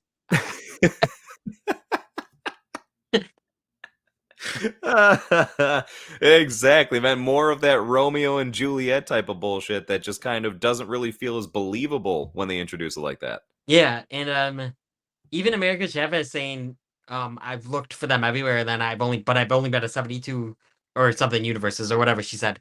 Like you haven't been to everywhere, so you really haven't looked everywhere. She said something like that. Um, Yeah, I think it was exactly like 78 universes or something, including the one they were just in, so Earth 838. But that's a solid point, right? It's like you're acknowledging or aware more than probably anybody else that the multiverse is infinite, and yet you've basically that's like somebody completing point zero zero zero zero zero zero zero continuing like maybe 3% of a game and then being like I I guess I didn't beat the game, I didn't complete it, I didn't see the end boss, so I don't know, I guess there's no end to the game, I guess there's no way to win. What the fuck, you got to keep playing the game, girl. yeah. Oh, it was about I think it was about finding another her, and she said, "I don't have any more me's. I've searched everywhere." Um, which do you think that there really is no other America Chavez's? I'm not gonna lie, I do think that that is something that they could keep running with. I do think it's unfair for her to just assume that as of right now, but I do think that is maybe uh, a way to make her character more uniquely stand out as Yeah, far as an introduction to the MCU. Because as of right now, I do see where people are coming from. There's not a heck of a lot to kind of go off of or know about. You get a little bit of her personality. Obviously, she's kind of quirky. She's a little goofy. Doesn't take things as seriously as she should until the end of stuff where she's starting to mature a little bit more. But I don't think this was like a bad introduction to her. Like people like to just say that she was nothing more than a plot device or a MacGuffin or whatever the fuck. And I just, it's like, okay, but so fucking what though? Like, I have a bigger issue with something that we seem to stumble upon last stream, which is don't the fucking sling rings have the ability to go through the multiverse? Like, to me, that is a much more bigger, outstanding issue than, oh gosh, I don't like, man, America Shop, she was just there just so they could go through the multiverse. Again, so what though? It made sense to the story. It's not like she was just tagging along for no fucking reason. It's not like they just brought a different Avenger in or someone else from a movie we've seen and they were just there just because, right? She actually did have a reason for having something to do with the story. So, is it weird that we've never seen her before? Maybe, but is it that big of a fucking deal? Was it the worst introduction that could have been done? No, I'm sorry, it wasn't. I only have an issue, as a matter of fact, with and I don't even have a big issue with this, but the scene where they're in Earth 838 and they step on that little like memory pad thing that just like plays them. That was like, all right. I mean, I get it. You want to try and fit in some sort of a mini origin story so we can have an understanding there, but it was like, that was your most creative way of doing so. I would have rather America be telling the story. Like I would have rather like for some reason her and Strange had a moment of quiet in the midst of all the madness, like the eye of the storm, and that they just had a personal moment with each other, and she got a chance to actually like tell him that, as opposed to just like them watching it as if it's a fucking TV show on replay, and then you know it, that's it. it that other people can watch your most personal moments, on the street. But yeah, it was just like, oh, we need somehow to make you know their backstories be told. So let's show this. But yeah, Yeah, and it's again, I think that dialogue between the characters would have been more effective with that than just simply showing. You could have still showed those scenes, but just have the characters like narrating it, as though it's like it's a flashback that's being spoken through, right? I'm telling you the story, but for the audience sake, we're actually going to show what happened. Could have been a bazillion percent more effective. But anyway, all around, like don't really think that it was a terrible way to have a character in there. And then as far as like anybody else as supporting characters in the movie, it, Wong, I guess I would agree with you. Like he's just kind of, he's there. We don't know too much about him still. Like he's just a dope ass character, but he's just got more. We know his attitude and his personality more than him as a character. and Don't know Jason, if I really. I was hoping What we'd answer to why Abomination and him were in Shang-Chi. I know, man. I know. That's another actually huge missed opportunity, right? Why was there not even like a slight reference to that? Imagine, bro, even if it was something as simple as Abomination being a Karmatage, That's what I was gonna say. Abomination helps at Carmitage. That would have right? been, or just at the end when America's learning, he's Yes. there. Yeah. That's actually, and I was thinking more that simply because, like, I don't think that they would want to bring him back in that Shang-Chi scene just to simply have him die against Wanda when she took like when she was taking force Yeah, on Karmatage. But plus yeah, if you would have popped up at the end, like maybe dude, it would have been funny if like she was just America was standing like right next to Abomination. They were both like having trouble with their sling ring or whatever. Like and just kind of be like, what the fuck? And she'd be like, you don't know how to do this either, and he's like, fuck off. plus Abomination's gonna be in She-Hulk if I remember right. Oh yeah, Or um, which I love Abomination, so I'm excited to see more of him. But yeah, no. Did that Buffalo thing die? I I'm didn't pretty sure he did. because And I don't. no, remember Wanda threatened, "I'm gonna kill your friends then," and then Wong says, "Okay, then." First of all, I thought they were dead already when she threatened that. Yeah, But but it's just so weird because I think that Buffalo guy has a Funko Pop, and I'm like, he was in like 3 seconds of this movie. dude, and he was being hyped up from a couple of like leaks that I was reading into. They were making it seem like, oh man, he's gonna play a key part in this scene. It's like, no, he talks more than anyone else in that scene, like as far as other random Karmatage members, but that's it. He does nothing of significance Maybe, at all. He just looks the most unique. yeah, maybe some of his stuff was cut. Because I bet it was. you know the girl that stabs the Darkhold, she Yeah. has a Funko Pop too, I believe, and I'm like, she barely did anything either. Yeah, yeah, she did that. She stabbed the, but before that, like, they acted as if she was a character we knew from a previous movie. You know? Yeah. I don't know. That's it was a little odd of a decision to say the least. Yeah, To have her be I mean, I get it. It's I knew what she was trying to do, and it was a cool, like, little heroic moment. It's right, like, no, you can't have the actual Sorcerer Supreme do this because you got to live on to do whatever. But then it was kind of funny because like, what does the Sorcerer Supreme have to live on to do? Tell Wanda where the fucking Mount Wundagore is so that she can get. It's I blame a lot of the movie on Wong in a way because like it- I feel like he, as a character, the way that they have shown him, would have been willing to make the sacrifice of like, I know where it is, and I know that if I don't tell you, you'll never be able to keep on doing what you're trying to do, right? So therefore, my like mouth remains sealed, and like there's nothing that you could do. Like, I'm gonna have my heroic sacrifice because you're not gonna get this information from me. But then, like you said, she does that thing to those people that I thought as well for sure were dead already. So it's like I don't even I don't get it. What she's torturing them, and it's like, okay, man, but you know what's at risk here. So it just kind of seemed silly.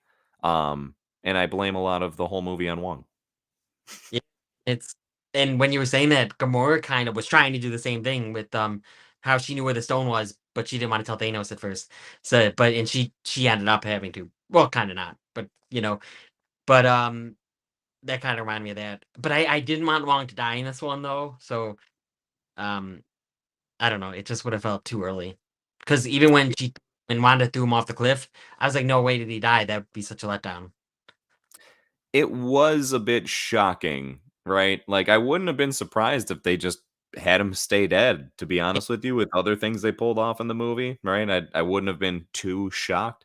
But yeah, I mean, it was nice to have him come back and everything. I do wonder, like, is the purpose though to just have Doctor Strange never be fucking Sorcerer Supreme again, though? Like, I think that has to shift hands at some point in time again. I feel like yeah, he'll be some point. Maybe like in the next one he I don't know, saves the day and like a bit in a big way, like doesn't like stops an incursion and then Wong just gives it the title or something. Or Wong dies. Yeah, I think honestly at this point the only way we're gonna see this is like Wong's gonna die eventually. And then and I think it'll be like forcefully passed along to Steven just because like by default. Yeah. Yeah, I could see that. Well, the next point that they happen to bring up as far as in this shindig here is better script and dialogue. I'm not even going to read as far as what they wrote there for it because it's pretty straightforward as far as a point. And in this one, before I get to your thoughts, I'll just throw out quickly what I have to say about it. I do feel that yes, this is a superior point for the first one. It is more maybe what you could say kind of I don't know. I'm speaking strictly off memory here, and it's been longer since I've seen that one than, of course, the newest one. But it does appear to, from memory, come off as more well structured, like a more concise. Yeah, I don't impact. want to say grounded, like non-multiversal, but like a grounded story that's easier to kind of follow or be in tune with and everything. Um, and then as far as the actual dialogue, that's another thing that yes, I can agree with. There are moments within Multiverse of Madness where it's like, all right, this sounds like a most shaved down version of the conversation we could be having. Yeah. Um, Um, so yeah, but at least I wanted to throw that in. It seems like from the response so far, do you agree with that? yes, I agree. And I think Sam Raimi is known for the corny dialogue as well, but still, I'm not saying. But like one thing was it was fun, but like when American Chavez is like, uh-huh, and then Wanda's like, and then I thought that was kind of corny and cringe. Um, but Yeah, it was. but yeah, no, I agree with that. I think the first Doctor Strange is more compact, and that's actually why it's hard to compare the two because I don't want to say that the first I don't think it is, but the first Doctor Strange being better than a multiverse movie just seems so crazy to me. Yeah, no, I 100%. It definitely should not. It right. It should be like leaps and bounds different of like hard to compare between the two. But yeah, so it's kind of sad that it's pretty easy to chalk up and say like, no, it definitely was better written or whatever the case is. Yeah. And just real quick, so you brought up about like Sam Raimi being known for certain dialogue, and that is a fair point. But then it makes you wonder how much of an influence did Sam Raimi have really because he didn't write the script. Oh yeah. Um, the dude who wrote WandaVision wrote this, Yeah. So which really shocked me when I found that out. that is shocking. But you could definitely feel WandaVisionisms in it. Mhm. Um, I loved when he said, "Oh, do we?" Wong was like, "Do we know anyone that knows witchcraft?" And then you hear the WandaVision theme. Um, and yeah, so it'd be interesting to see. I kind of hope Sam Raimi directs and writes the next one. That'd I be cool. Yeah, and I think that would make it, a better script. The script wasn't horrible, but I do think it had some flaws. Yeah, it's just a little too simplistic at times, if anything. Like there's times it needs to be beefed up a little bit more. I mean, let's be honest, even the part where when Wanda towards the end of the movie, so our Wanda gets thrown into the universe with the kids and the kids are like terrified of her and she sees the other her, that moment I think is great. The fact that she's kind of put into check and has like a big reality smack across the face of what she's doing and how maybe it's not the right way to go about things. But I thought like when she kind of just crumbled and the other Wanda walked up to her and all she said was, "No, they'll be loved." Um, I guess as far as like, hey, if you had to be like, look, Mr. Writer, we got to narrow this down to one line. She can only say one line to the other Wanda. Okay. I guess then if you got to only go with something there, that's maybe not the worst choice. But overall, I just kind of felt like that's not enough to be said to kind of have any sort of resounding impact onto our Wanda. Like it's almost like I feel like that could have actually triggered our Wanda more, right? Just know they'll be loved. And I feel like she could have been like, motherfucker, I'd love them more than you ever would, right? Yeah, Like they're not even mine and I love them. So I just thought that was not that's one of like a good example or a quick example of as far as where the writing, not the worst. It's not like, oh my God, this is a shit show. It's just it deserved to be more and really just should have. And it's one of those where it just kind of made me feel like I'm cool with the fact that you got the person that wrote WandaVision, but why didn't you have anybody else step in to just try and maybe give their own, like critiques or notes on it as well? yeah. And I think Wong said something similar to her earlier. Isn't it enough that they'll be loved or something like that, right? And then that's when she flings him off the cliff. So that's my only guess is they wanted to call back to that line, but at the same time, that it made her more mad, like you said, because Wong said it to her earlier, and she was mad. Right. Yeah. So I would have thought for sure, right? It would have been an easy opportunity to just have her like kind of fly off the deep end one more time, Yeah, and then actually, what would have been cool is if that's what it was, is she flew off the deep end just once more, and then it was Doctor Strange himself, not America Chavez, that put her in check. Like it was Doctor Strange that finally got the upper hand. Maybe she was caught off guard just enough because of her emotions, and then he got a chance to be the hero, even though I get the point of letting America do her own thing, step up, but you still get that, right? It's not taking away from that. She still evolved and developed as a character with her powers and get more comfortable with them, but that does not take away from Doctor Strange as far as actually being the main hero of this. Real quick, at least just wanted to say peace out to Schofield because it seems as though he is heading out for the time being. See you next stream. Thank you for stopping by, man. Hope you enjoyed yourself and you have a good rest of the day. Thanks. What was Another stream on this. what's up? We'll probably have to do another stream on this. I'm not saying I'm done, but I don't know. We really only got through the article, you know? I know, man, right? Then it's one of those where trust me, I love it though, right? It's one that it's easy to talk so much about, like how we were saying with No Way Home, we should, and oh man, I still get sad at the fact that we didn't do like a bunch of No Way Home streams, but that's okay because we are not here to dwell on the sadness of the past. We're here to go ahead and just continue on and learn from our mistakes, so to speak, and make a good future out of talking about this shit. With that being said, on to the next point, shall we? What do they got next? What do they got? Okay, so they say more cohesive plot. All right, so they're saying while the original Doctor Strange had a well-structured plot, the latest installment feels too messy. The story hardly had any direction, and mostly depends on its shock value, as there are plenty of big surprises in Multiverse of Madness. The cameos felt forced, and the concept of multiverse felt underused. The first film followed Stephen Strange's journey through a neurosurgeon to a sorcerer splendidly, and nothing felt forced. The story progressed most naturally, and every event directly contributed to the overarching plot of the movie. Another one that I kind of have more conflicting emotions about, but another one I'll throw to you first to see what you think.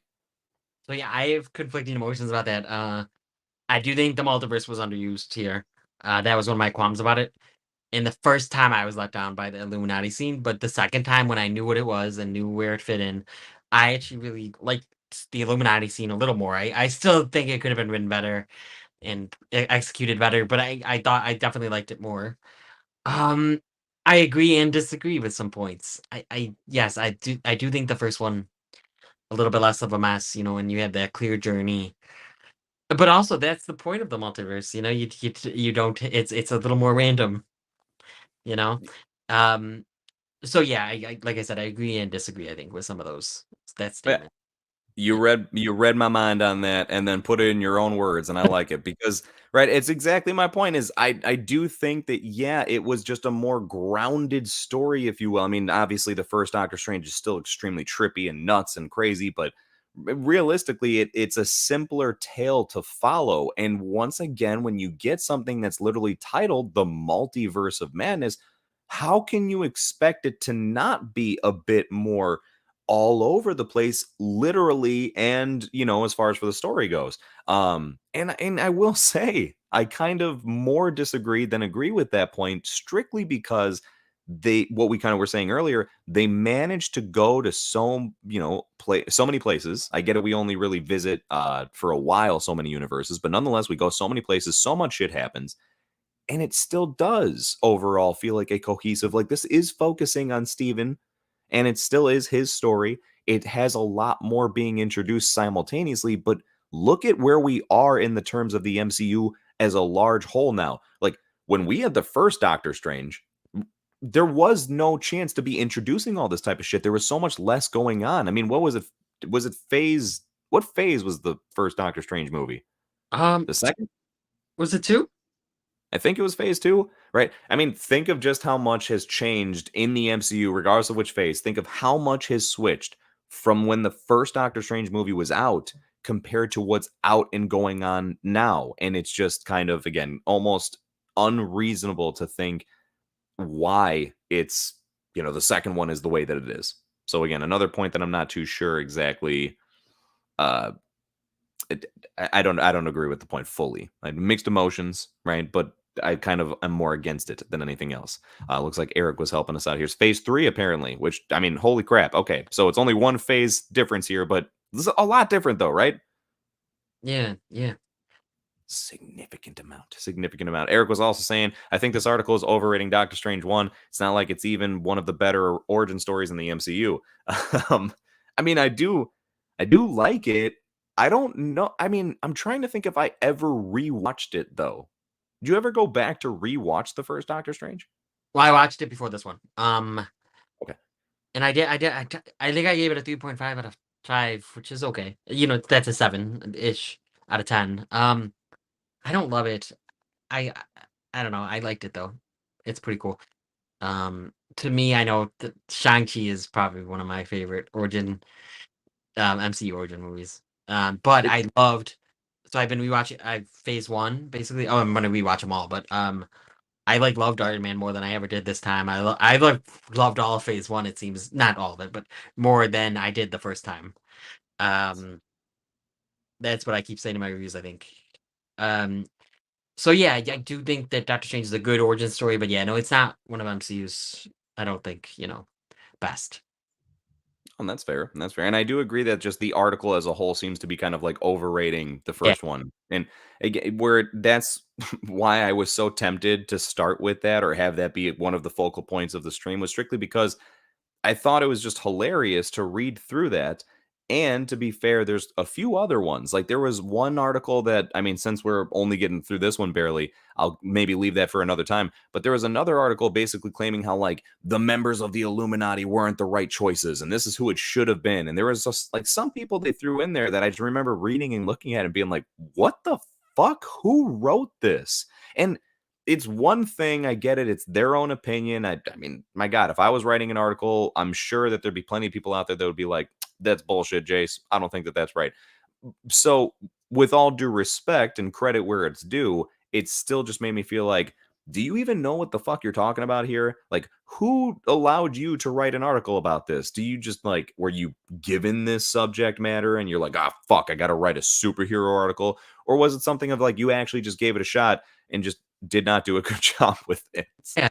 Like But like I was joking earlier about Lucky being one of the Illuminati's, the pizza dog, and like I don't that. I mean, it'd be cute to see him up there, but he's not gonna do anything. He didn't do anything in Hawkeye. I know, man. Yeah, this was great. So yeah, Dan threw that out there earlier as far as in our own personal chat, which I absolutely loved. I was cracking up when he threw that in, which I then continued because it's the multiverse, right?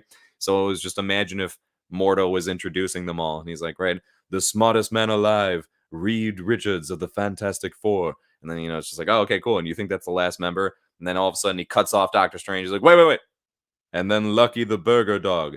We understand he likes pizza in your universe. And then, but my favorite and stupidest part, which of course is probably not as funny said out loud as it is being read, but then just imagine Lucky barking and just one bark, right? Just one bark. And then Mordo would be like, haha, yes, old friend. It does seem like this Doctor Strange would I don't know what the fuck I went on with about, but that he actually responded to just the one bark as if something was said.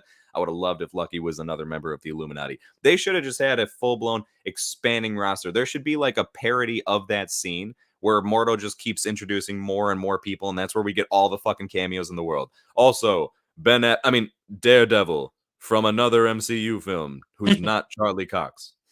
Yeah, that would be so funny. Howard the Duck. Oh God, no! I think someone threw something in there about Howard the Duck. I As far as Howard. it was farther back, I lost it, but someone was saying about a cameo from Howard the Duck and how I think that'd be horrific. Yeah, I mean, I don't mind him seeing him. I wish I wouldn't mind seeing a good, but I basically watch anything Marvel makes. But a good movie with him. Oh yeah, and by the way, when I say horrific, I definitely mean like the older version, the original Howard the Duck. If it was the new one where Seth Green does the voice and it was like that, I would be down for. I thought it was cool how when he popped up in What If in the party episode and how ended up getting married to Darcy. Yeah. Ridiculous, absolutely ridiculous, but hey, I'm down for it. So okay, I think we got as far as there's technically 3 more points. And I'm going to condense 2 of them into one here. Okay, so they throw in better pacing and funnier. So I'll again tackle those 2 together, and the last one is the most interesting one that I'd like to kind of dissect before maybe bringing this to a bit of a close here. But right, so better pacing and funnier. I don't remember the humor enough in the first one to be able to speak on that. I don't remember it being a funny movie per se. Do you? It's not that funny, no. Yeah, I mean, there's some stuff with like Beyonce. Remember, he's like, "Oh, Wong, like, you only have one name, like, Beyonce, Madonna," and then later, Wong's listening to Beyonce, Single Ladies, I think. So there's that, but yeah, for the most part, no, I don't. And now I'm trying to think of this one, but this one I laughed. I mean, like any MC movie, I laughed, a good amount. Yeah, I mean, it's one of those where, basically, I was kind of going to bring up what Eric said here, so I thought that was perfect timing for it, right? Yeah, I don't really think anyone's going to a Doctor Strange movie to go ahead and act like it's a comedy movie or get a big laugh out of it. And it Yeah, doesn't mean that they can't squeeze a bit of humor in there. It's actually really nice when they do. I just mean like it's okay. I don't really care, and I don't feel like that's anything that makes the first one better because it was funnier, and I don't even feel like it was funnier. I think they maybe both had, like, relatively equal amounts of humor and just didn't really need it anymore. Some of the humor didn't work to like, kind of worked and also didn't at the same time. Like, I'm not gonna lie, the whole discussion with Spider-Man with America Chavez, it was I'm back and forth on it. Like, it's a bit too cheesy, like the whole part when they're like, "Yeah, no, he has webs come out," and she's like, "Oh, his butt?" Like, I, and it was just kind of like, and then how Doc Strange is like, "No, well, maybe, I don't know." Like, it was kind of funny, and then at the same time, I was like, "All right, but that was a pretty like kiddish, childlike yeah, joke to squeeze in the midst of all this." And don't know if it was necessary. Maybe could have came up with something better. But once again, I'm not really looking for laughs out of everything anyway. I liked how they cranked up the horror aspect of everything more than any comedy elements. As a matter of fact, I didn't want this to be funnier. That would have felt really fucking weird. yeah, I agree. And I love comedy, but yeah, I agree. Um, Now, as yeah, far as the pacing of it, that's another thing that I don't know if I agree with that because I get it. People feel like the pacing of the new one is a bit like accelerated. I myself can very much acknowledge, I described it last time, as it feels like the fast forward button is on essentially through the whole entire film. However, I'm not going to sit here and just be like, yeah, but I dislike that. I love that it has a quick, fast pace. I like that we just immediately get thrown into the action and that they don't really waste any time with anything. With that being said, I stand by that I wish it had another 15, 20, preferably even 30 minutes more to breathe for us to get a chance to maybe spend some more time in Earth 838 with the Illuminati. Not a lot, right? Not a lot, but just a little bit more with them. A little bit more sprinkled here and there, a little bit more multiversal stuff, and it would have been even nicer. But I do like the quick fire aspect of it. It feels like that's what it should be. Again, this is the multiverse of madness. And I think it does a good job of anytime you feel like you have a moment to breathe, that's when all of a sudden they just like, nope. And they just sweep you right off your feet again and you get thrown into some other shit. yep, yeah, I agree. I agree. But I mean, do you feel like it's one of those again, since you've seen it at least a little bit more recently than I have, was the pacing of the first one just that much more spectacular? No, I don't know. Not really. I didn't notice it, that much actually. Um, so I could, yeah, I don't know. I I don't know. See another point where it's like I'm not too sure where they're coming from with their logic here. I'd give them credit for trying to at least come up with a list of reasons, but I just don't know if that's a fair one to throw into the mix per se. The last one that they have thrown in here is better character growth. So just like character development overall. And this again, I think that this is absurdly incorrect. And I feel like I actually don't even need to read their little depiction of it there. Essentially just saying like well, I guess maybe because to just give where their perspective is coming from. The protagonist of the sequel is Doctor Strange, but he hardly had much character growth in the movie. Right off the bat, like that is such a fucking incorrect statement to begin with, and I just think that that is utterly yeah, trash as far as an opinion goes. He was merely an extension of the Doctor Strange we saw in No Way Home. Again, don't agree with that. He had no substantial character arc in the movie. Heavily disagree with that. America Chavez, Wanda, and Wong had better character arcs in the film. What in the absolute fuck is he like? I don't understand where they're coming off from here, and that's the only reason why I wanted to actually bother reading it through because the point itself is made clear, but that is just like you're proving your ignorance, if you will, about the subject matter when you say something as audacious and ridiculous as those four sentences that I just read, and that's not even everything that they wrote about it. But yeah, right, I mean, like we were saying, as far as with Wong, we still kind of only have like We know Wong's personality more than him as a character at this point. How the fuck does he have a better character arc in this movie than Stephen Strange? He doesn't. And yeah, no, I don't agree with that at all. Wanda is the only one that I could see that being argued. America Chavez didn't get much, and I like you said, I liked her introduction. I liked her here. Um, but he got a lot of stuff. Like he let her do it. First of all, he found out a different way of not killing her and taking her powers. He found out a different way. He let her hold the knife, as Christine would say, kind of. And I don't know. I feel like, and he bowed to. I know it was more comedic, but he bowed to Wong at the end. That's actually a good point. That's a small gesture that does go a long way when it comes to something of this topic, right? With character growth. Yeah, man. Right? What is one of his biggest character traits? How fucking arrogant he is, and almost like to the point where it's disrespectful in a lot of cases. But yet, what does he finally do? Right? Realizes, hey, let me be the better person. Yeah, you're right. You're the Sorcerer Supreme. I'm gonna go ahead. I'm gonna bow to you. That goes a long way with stuff like this. The whole aspect of the character relationship with him and Christine, I feel like was way better of a dynamic here than it was in the first one. I mean, the fact that you kind of see him having a very hard time coming to terms with her being married to somebody else, and him claiming that he's happy, but not really being happy, and that being a carried out theme throughout it and everything, and it's seeming like any version of Strange that he runs into has also had issues with a similar aspect. So I thought that was just a kind of interesting dynamic to continue on and carry. And by the end of it all, don't know how complete everything is, but it did feel like it was at least a step forward with the whole him as a character. And then you got the part that you threw in there about just him, with the letting someone else hold the knife, letting America Chavez kind of be the one to take, like, hey, look, I'm not going to fucking kill you and take your powers. And you know what? Instead of me being the one to step in, be the one that has the knife in that scenario, take your powers, whatever the fuck. No, I believe in you. You go ahead and step up and do this. Right. All together, just kind of showing that he has really developed as a person. Now, at that same time, I do appreciate the fact that he is also kind of like not developed in the sense of he still did use the Darkhold. He still has kind of sort of been corrupted in the sense of the third eye popping up. We don't really know how much he's able to use that to his advantage or if that's going to in turn affect him negatively down the line.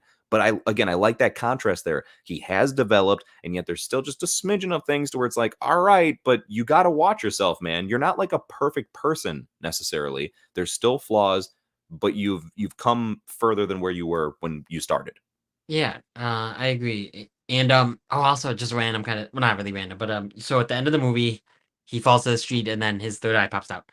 I thought it was an odd thing to have the extra the mid credit scene next because he at the beginning of the the last scene he's walking all happily and then he falls down, and then at the beginning of the end credit scene, the mid credit scene, he's walking all happy, but he still has the eye. I just thought it was a weird, you know. No, it's true. It's like again with the fast forward button. It's like, okay, yeah. Oh my gosh, here the eye, and it's causing pain. That was a nice cliffhanger. But then Yeah, exactly to all of a sudden just fast forward to like, no, now I can make it pop up whenever I want. I'm totally fucking cool, and it's all good. I got it under control. And it's like, but when?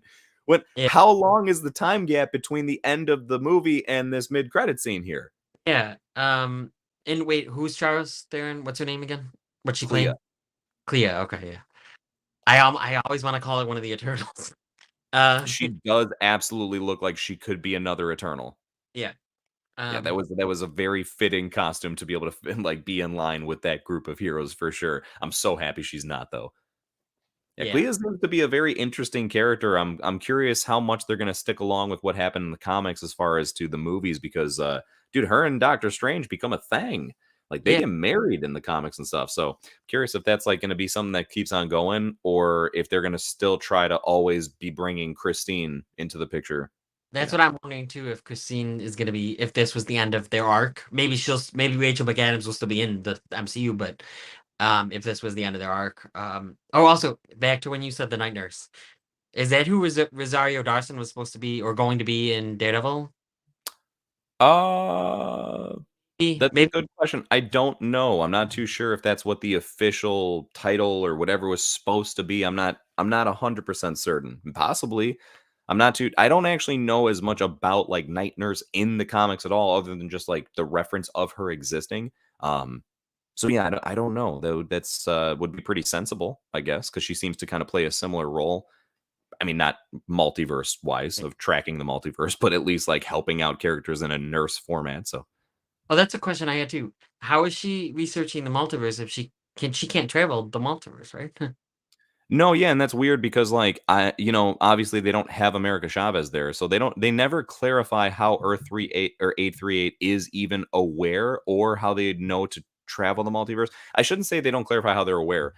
Their Doctor Strange uses the Darkhold to enter the multiverse to try to find a way to fight Thanos. So Yeah, actually there's kind of their way to the opening of it, but here's the thing. If he was using the Darkhold and simply to dreamwalk, right? That's all he was dreamwalking into other universes. I don't understand how that correlates to them being able to track the multiverse, and keep exploring it and studying it and everything like that. Because again, the only access they seem to have is him dreamwalking, which is what was causing incursions, and which is what like they didn't want in the first place, right? So it is pretty weird to think like, how did they know as much as they did? Then maybe it just means that there's more than meets the eye to what they were doing there. It's pretty, yeah, that's kind of a big loop or gap in the story, or kind of like for things to make sense. yeah. Hmm. Huh. We're coming across some interesting big flaws throughout these streams. As much as or myself, as much as I fucking love this movie, I definitely can agree that some things where it's just like, all right, that didn't exactly make the most sense or whatever. Actually, even little things like there was the meme that we came across earlier. I was sharing about Shuri. And it could have been anybody saying this, but it just had a picture of Shuri, and she's like, "Why didn't you use that memory wiping skill to go ahead and just make Wanda forget her children?" It's like, fuck. That's a really decent point. I mean, would have made everything too easy, but you could Oh, have. maybe because they thought one. Oh, obviously they didn't think about it, but you have to be there setting. So what we saw in No Way Home was him doing the spell, so she would have stopped him casting that spell, I think. Oh, unless she asked for it, if she would wanted it. Maybe. I mean, that could have been, yeah. Yeah, I guess that actually could have been a completely reasonable way for her to like still stick around, not have to like sacrifice herself. But but I don't know, because she did so much bad shit. I don't know if it's fair to just be like, never mind, we'll just wipe your memory so you just don't even remember any of this, and it's okay. We'll just act like nothing happened. Like that would have been pretty fucked up too. Yeah, But yeah, the fact that like, okay, Doctor Strange knew what she was doing, and there was that gap of time where he went back to Karmatage before she went there as well to attack the place. So that would have been his perfect window of opportunity to do the spell.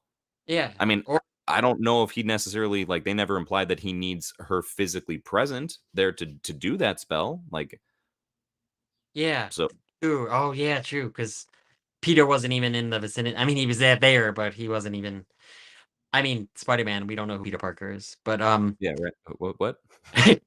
um, but yeah, that's a good point. Also, why did she even give? I know villains do this a lot, but why did she even say "when I come"? Like, why didn't you just go with him to Carmitage right then and there to get her? Yeah. Yeah, it was very bizarre to be like, "I'll give you till sunset." It was like, "Why though?" Like like, let's break this down very briefly. You've already been sending demons from other universes to go chase after this girl. You now know where she is, right? Like, you don't have to go search, and you don't have to even go search via somebody else. You yourself can go ahead and whoop, do this right fucking now. But instead, like, now that it's all come to fruition, you're like, I'm going to give you a little bit of time to think this up. Why? You weren't giving anyone else time to think it over. You didn't give Defender Strange at the beginning of the movie any time to consider, like, hey, just let me fucking take that. Nope. So why is reason coming into play now? And I think they were maybe doing that to try and make it seem as though, okay, hey, Wanda's not full blown villain yet. But yeah, that just seemed very ridiculous, and that she should have just been like full blown, like, no, I'm gonna fucking go, like, I'm gonna teleport to Carmitage right now, Yeah. like right fucking now. And there is no like, and you better give her to me, otherwise, who knows? No, I'm taking her right? Based on the way she's already going about the whole thing, it would have made complete sense for her to just be like, I'm not asking. Okay, thank you for telling me where she's at, you stupid motherfucker. I'm about to go to Carmitage, and don't try and follow me. And if you do, I'm going to kill you. Just like I'm going to kill everybody there and take this damn girl. So stop trying to stop me. Yeah. Yeah. So I thought it was a little funny that there was the response that there was. I'm going to give you this set amount of time. What is everything? Okay, let's not question Wanda's wow, what predilection? Predilection. Damn, that's an interesting word. What does that mean? Predilection.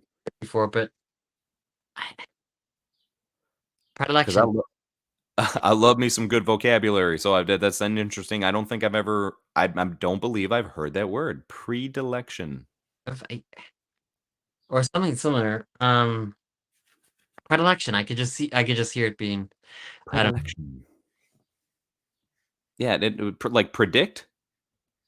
Like be dramatic. Yeah, like yeah. yeah, Prediction. yeah. Probably just overthinking. Was I was also saying it wrong, right? Predilection. That's not a Yeah, predilection. Okay, so there's that part. I think it's predilection. Anyway, nonetheless, oh, he's her tendency, basically, I think. So, okay, yeah, it does help it be dramatic, of course, right? For the movie's sake, it adds some drama and everything. But nonetheless, I still just think it for character sensibility, right? What you've already introduced to the audience, and if you're gonna stay true to what you have already brought to the table, then you need to have her just be she's already been ruthless at this point. So what's the point of even giving any more of that? Nah, I'm going to give you a chance. No, you've already not been giving everybody else a chance. So just kind of again doesn't make as much sense for this to go ahead and throw that in there. Dan, I wanted to go ahead and ask you if you like to kind of if there's any like closing thoughts for just the time being, because don't get me wrong, I stand by what I said last time and do feel like there is more to say with this. There are some other points that I know we want to get into, or at least that I have even from my first stream that I haven't gotten a chance to get to. Yeah. However, do have other things as far as on the agenda for the day, and glad that we got to spend at least this chunk of time. But like I said, were there any maybe last points that you wanted to kind of have a quick little chat about before coming to a close? Um, Not at the moment, I don't think, but I agree we gotta do this again, and maybe even more Cinema Squad members can join us next time. Because yeah, I even wanted to because really all we did was the article. Really, I mean we talked about a lot of the stuff, but yeah, no, I definitely want to come on again. I'm probably gonna do my own edited review. And yeah, just talk about more. And like I said, hope maybe John or Sean even can come on at one point. Yes, I mean they are more than welcome and want that to happen as well. I would love to hear, especially because they all ended up liking it more than I expected them to. So dying as far as to hear them go into, excuse me, a little bit more depth with all of us about it. There is one last thing that I'll squeeze in, kind of round us out, where we're close enough to a 2 hour mark. Maybe we'll try to go ahead and bring it right up to there or something like that. There is something that I was actually anticipating for you to bring up right when I was asking that, which is the whole issue with is the MCU Earth 616 or not? Yes. So I did want to bring up more, but I thought you were. I know you said bring up something, but um, Well, I meant it. yeah, no, I thought you were really trying to end, so I didn't want to bring up that yet. But yeah, no, yeah, that's an interesting question. What do you think? Well, I'm going to go ahead and say as far as what I mentioned in the chat with us before this all took place. So, my logic behind this is I thought that was a really cool Easter egg for comic book fans more than I thought that was an official confirmation of anything. So, I know there's going to be a lot of people that hear the fact that hey, Christine Palmer, aka Night Nurse, aka Earth 838 lady, she classified our Earth as Earth 616. And for those that may not be familiar, in the Marvel comics, that's what they classified the main Earth that is being followed in the comic series as Earth 616. So people thought it was cool, but then of course there was some confusion there. And you're right, Dan was bringing up a solid point of that how, like why, and that doesn't really make sense. They're not the same, right? There is a difference between the comic storyline and clearly what they've made with the MCU. And to take it even a step further, it's kind of bizarre as because in the comic series, they do acknowledge the MCU. They call it Earth 199999. It's 5 9s that are after there. I don't know how that originated or where that came from, but that's the point is that's what they designate the MCU according to the comics. Therefore, it leads me to this logic that hopefully would clear things up for people, including myself, right? I thought it through because I was like, that is something that's kind of annoying, right? How do we classify what is what?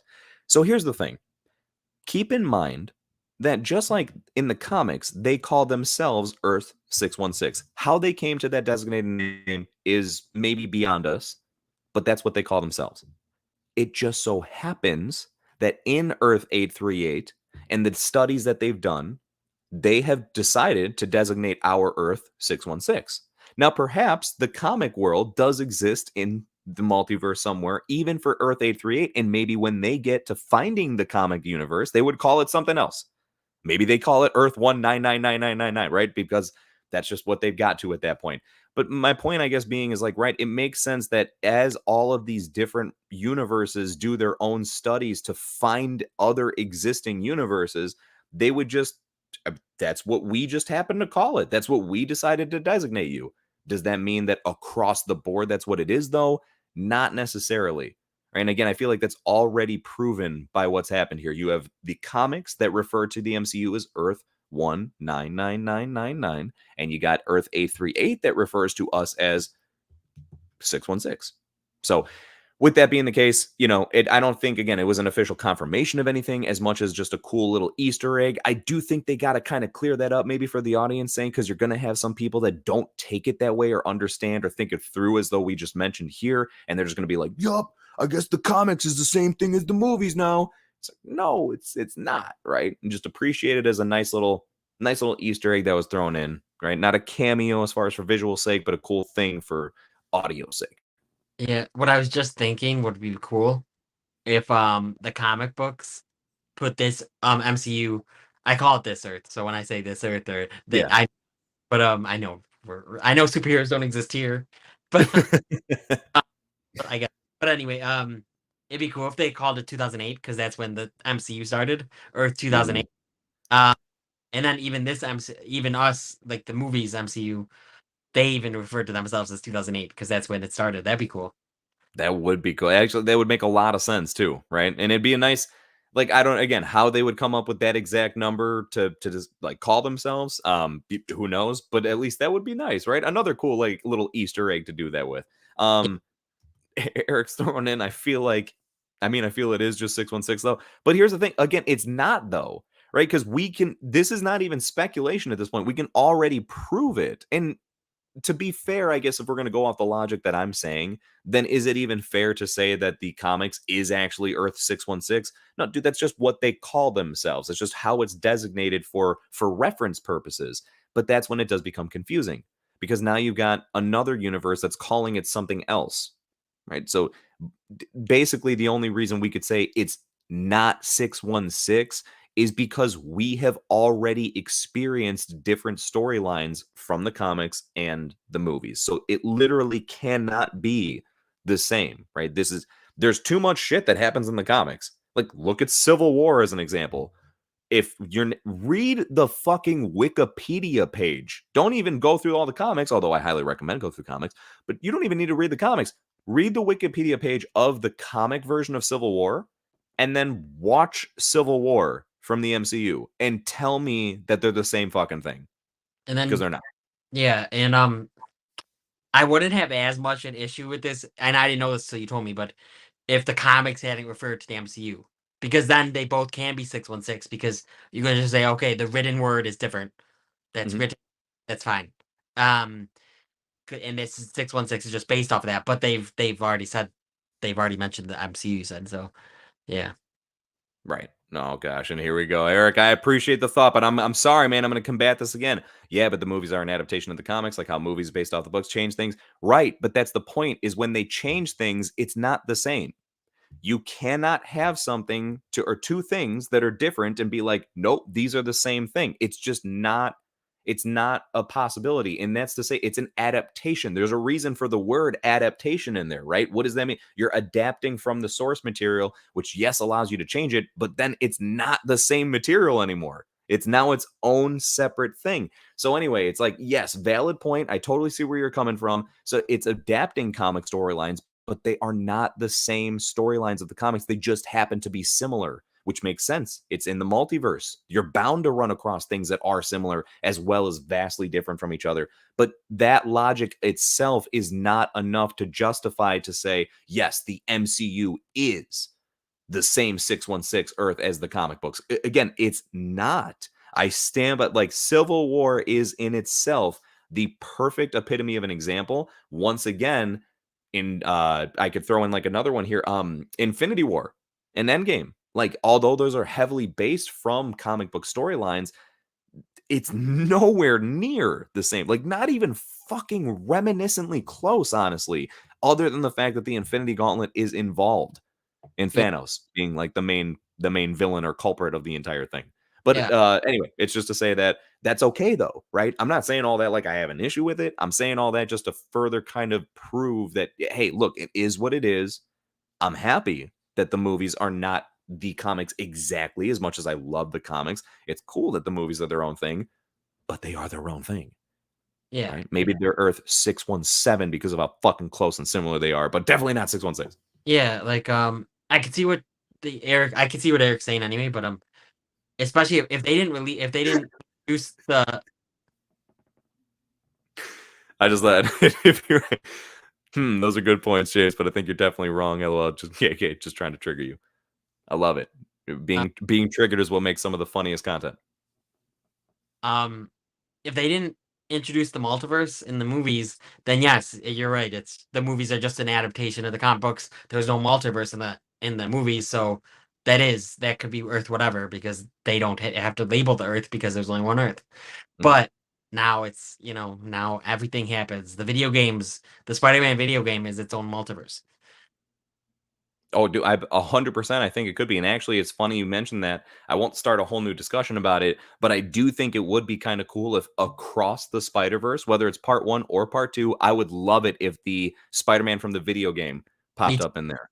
Me too.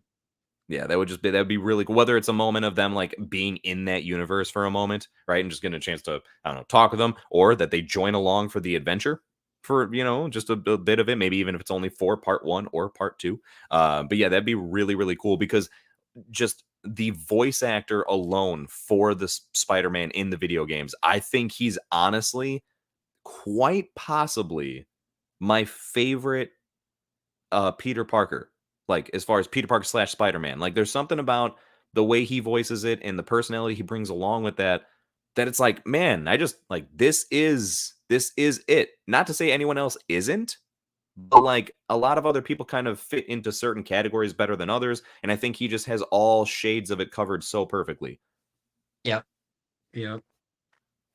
But with that being said, let's go ahead and we'll start to bring this to a close here. Ladies and gents, I appreciate everybody stopping on by for another discussion of Multiverse of Madness. And let me go ahead and give you a heads up. There is definitely more to come. We've already been hinting at it a bit here, but I'm going to go ahead and basically get as close as I can to confirming it. Because although I can't sit here and say like a date of when it's going to happen or a time, we'll at least try to give you a little bit more heads up. We're getting better with it. It's a process here. Baby steps.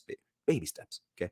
But let's go ahead start to get some final things thrown in here, such as I want to give you a chance, Dan, as we usually do with this stuff, to shout yourself out if you so desire. I do not desire. No. Um. All right, never mind then. Goodbye. I'm just um. So I'm from the Upside Down, and I haven't had anything recently, but I'm gonna get back into it. I just review the new movies. For the most part, shows, but not as often. And then 40x reviews. I go to 40x format in the theaters, and I'll tell you if that's worth it or not. And I like doing streams like this. And the Cinema Squad, of course, is returning soon. We got to talk about that. The Cinema Squad's returning in June for season 2 of Shooting the Shit. So I'm very excited for that. As am I, man. As am I.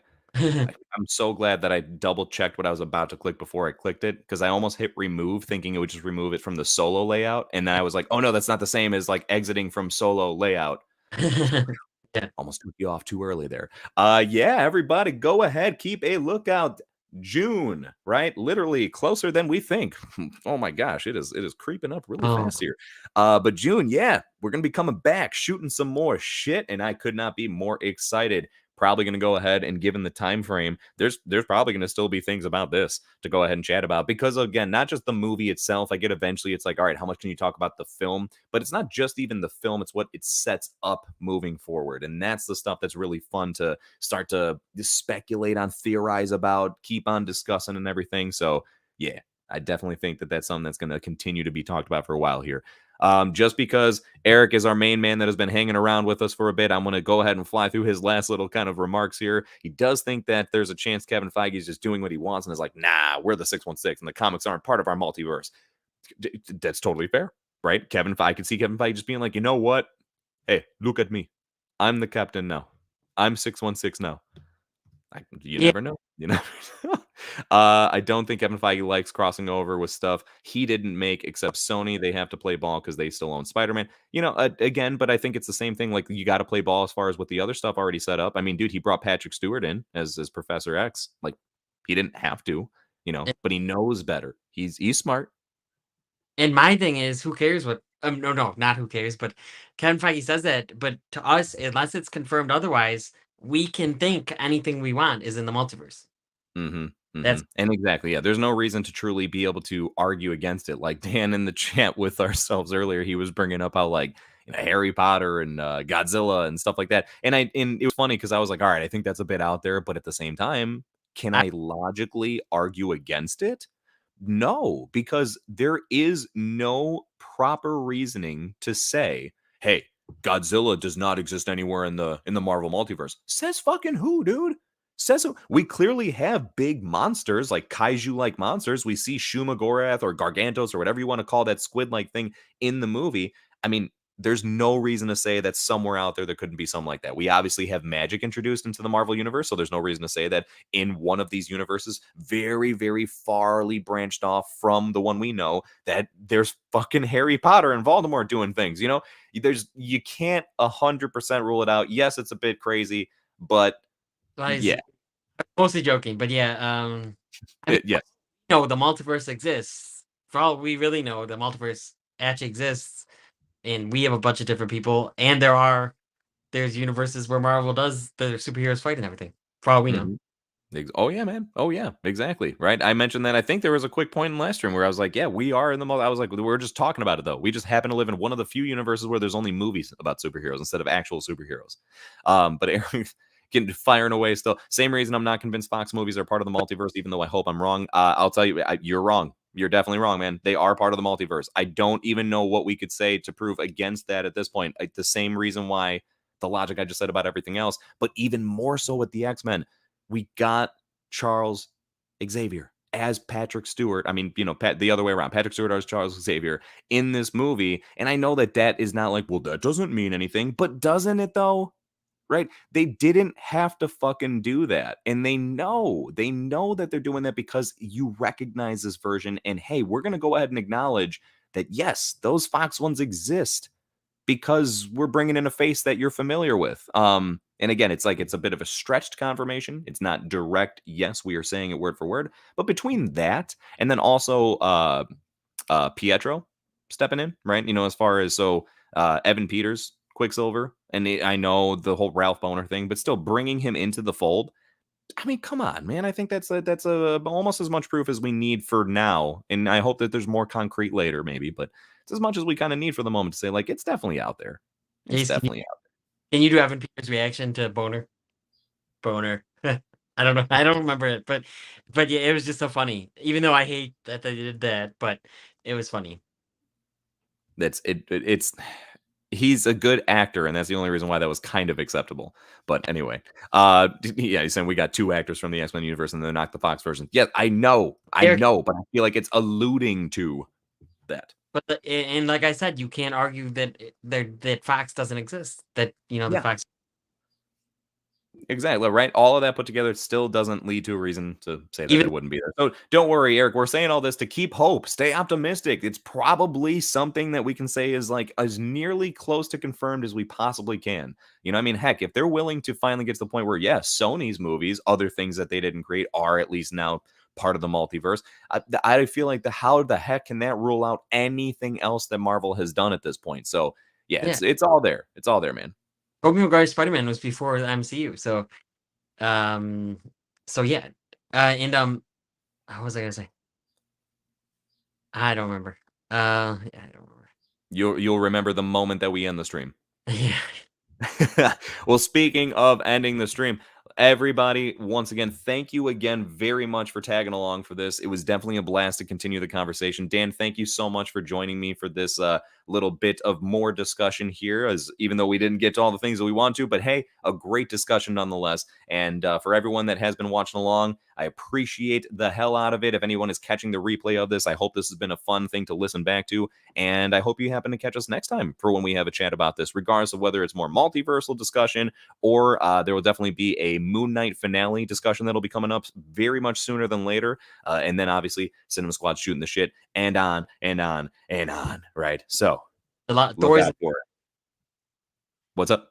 Thor is in July, so we'll probably do one for Thor. I know it won't be as big probably, but No, but I agree though. I mean, it's one of those where you know, doing the videos all the time, the actual reviews and everything is something where it's like they take a lot of time, and I still want to actually get back into just doing scripted, uh, the smaller reviews, you know, for people that don't exactly have the time to stand along for an entire stream or you know want to play the entire thing back. I totally can respect and understand that, but there will be definitely a lot more live streams in general though, and without a doubt, one of them will be on Thor: Love and Thunder. Eric, thank you very much as far as for the kind words. Great stream. Jace is indeed wrong about everything. Everything. Why are you even listening to me? What the heck, man? I'm so unknowledgeable and unreliable with all my information here. What am I even doing on YouTube? Uh, thank you guys. Appreciate it. Hope that you can agree with at least some of the stuff I said. And even if you didn't agree with some of it, I hope it was still just a fun time to listen to. But that is that. Peace out, everybody. Have a great rest of the day, and bye. we shall talk to you sooner than later.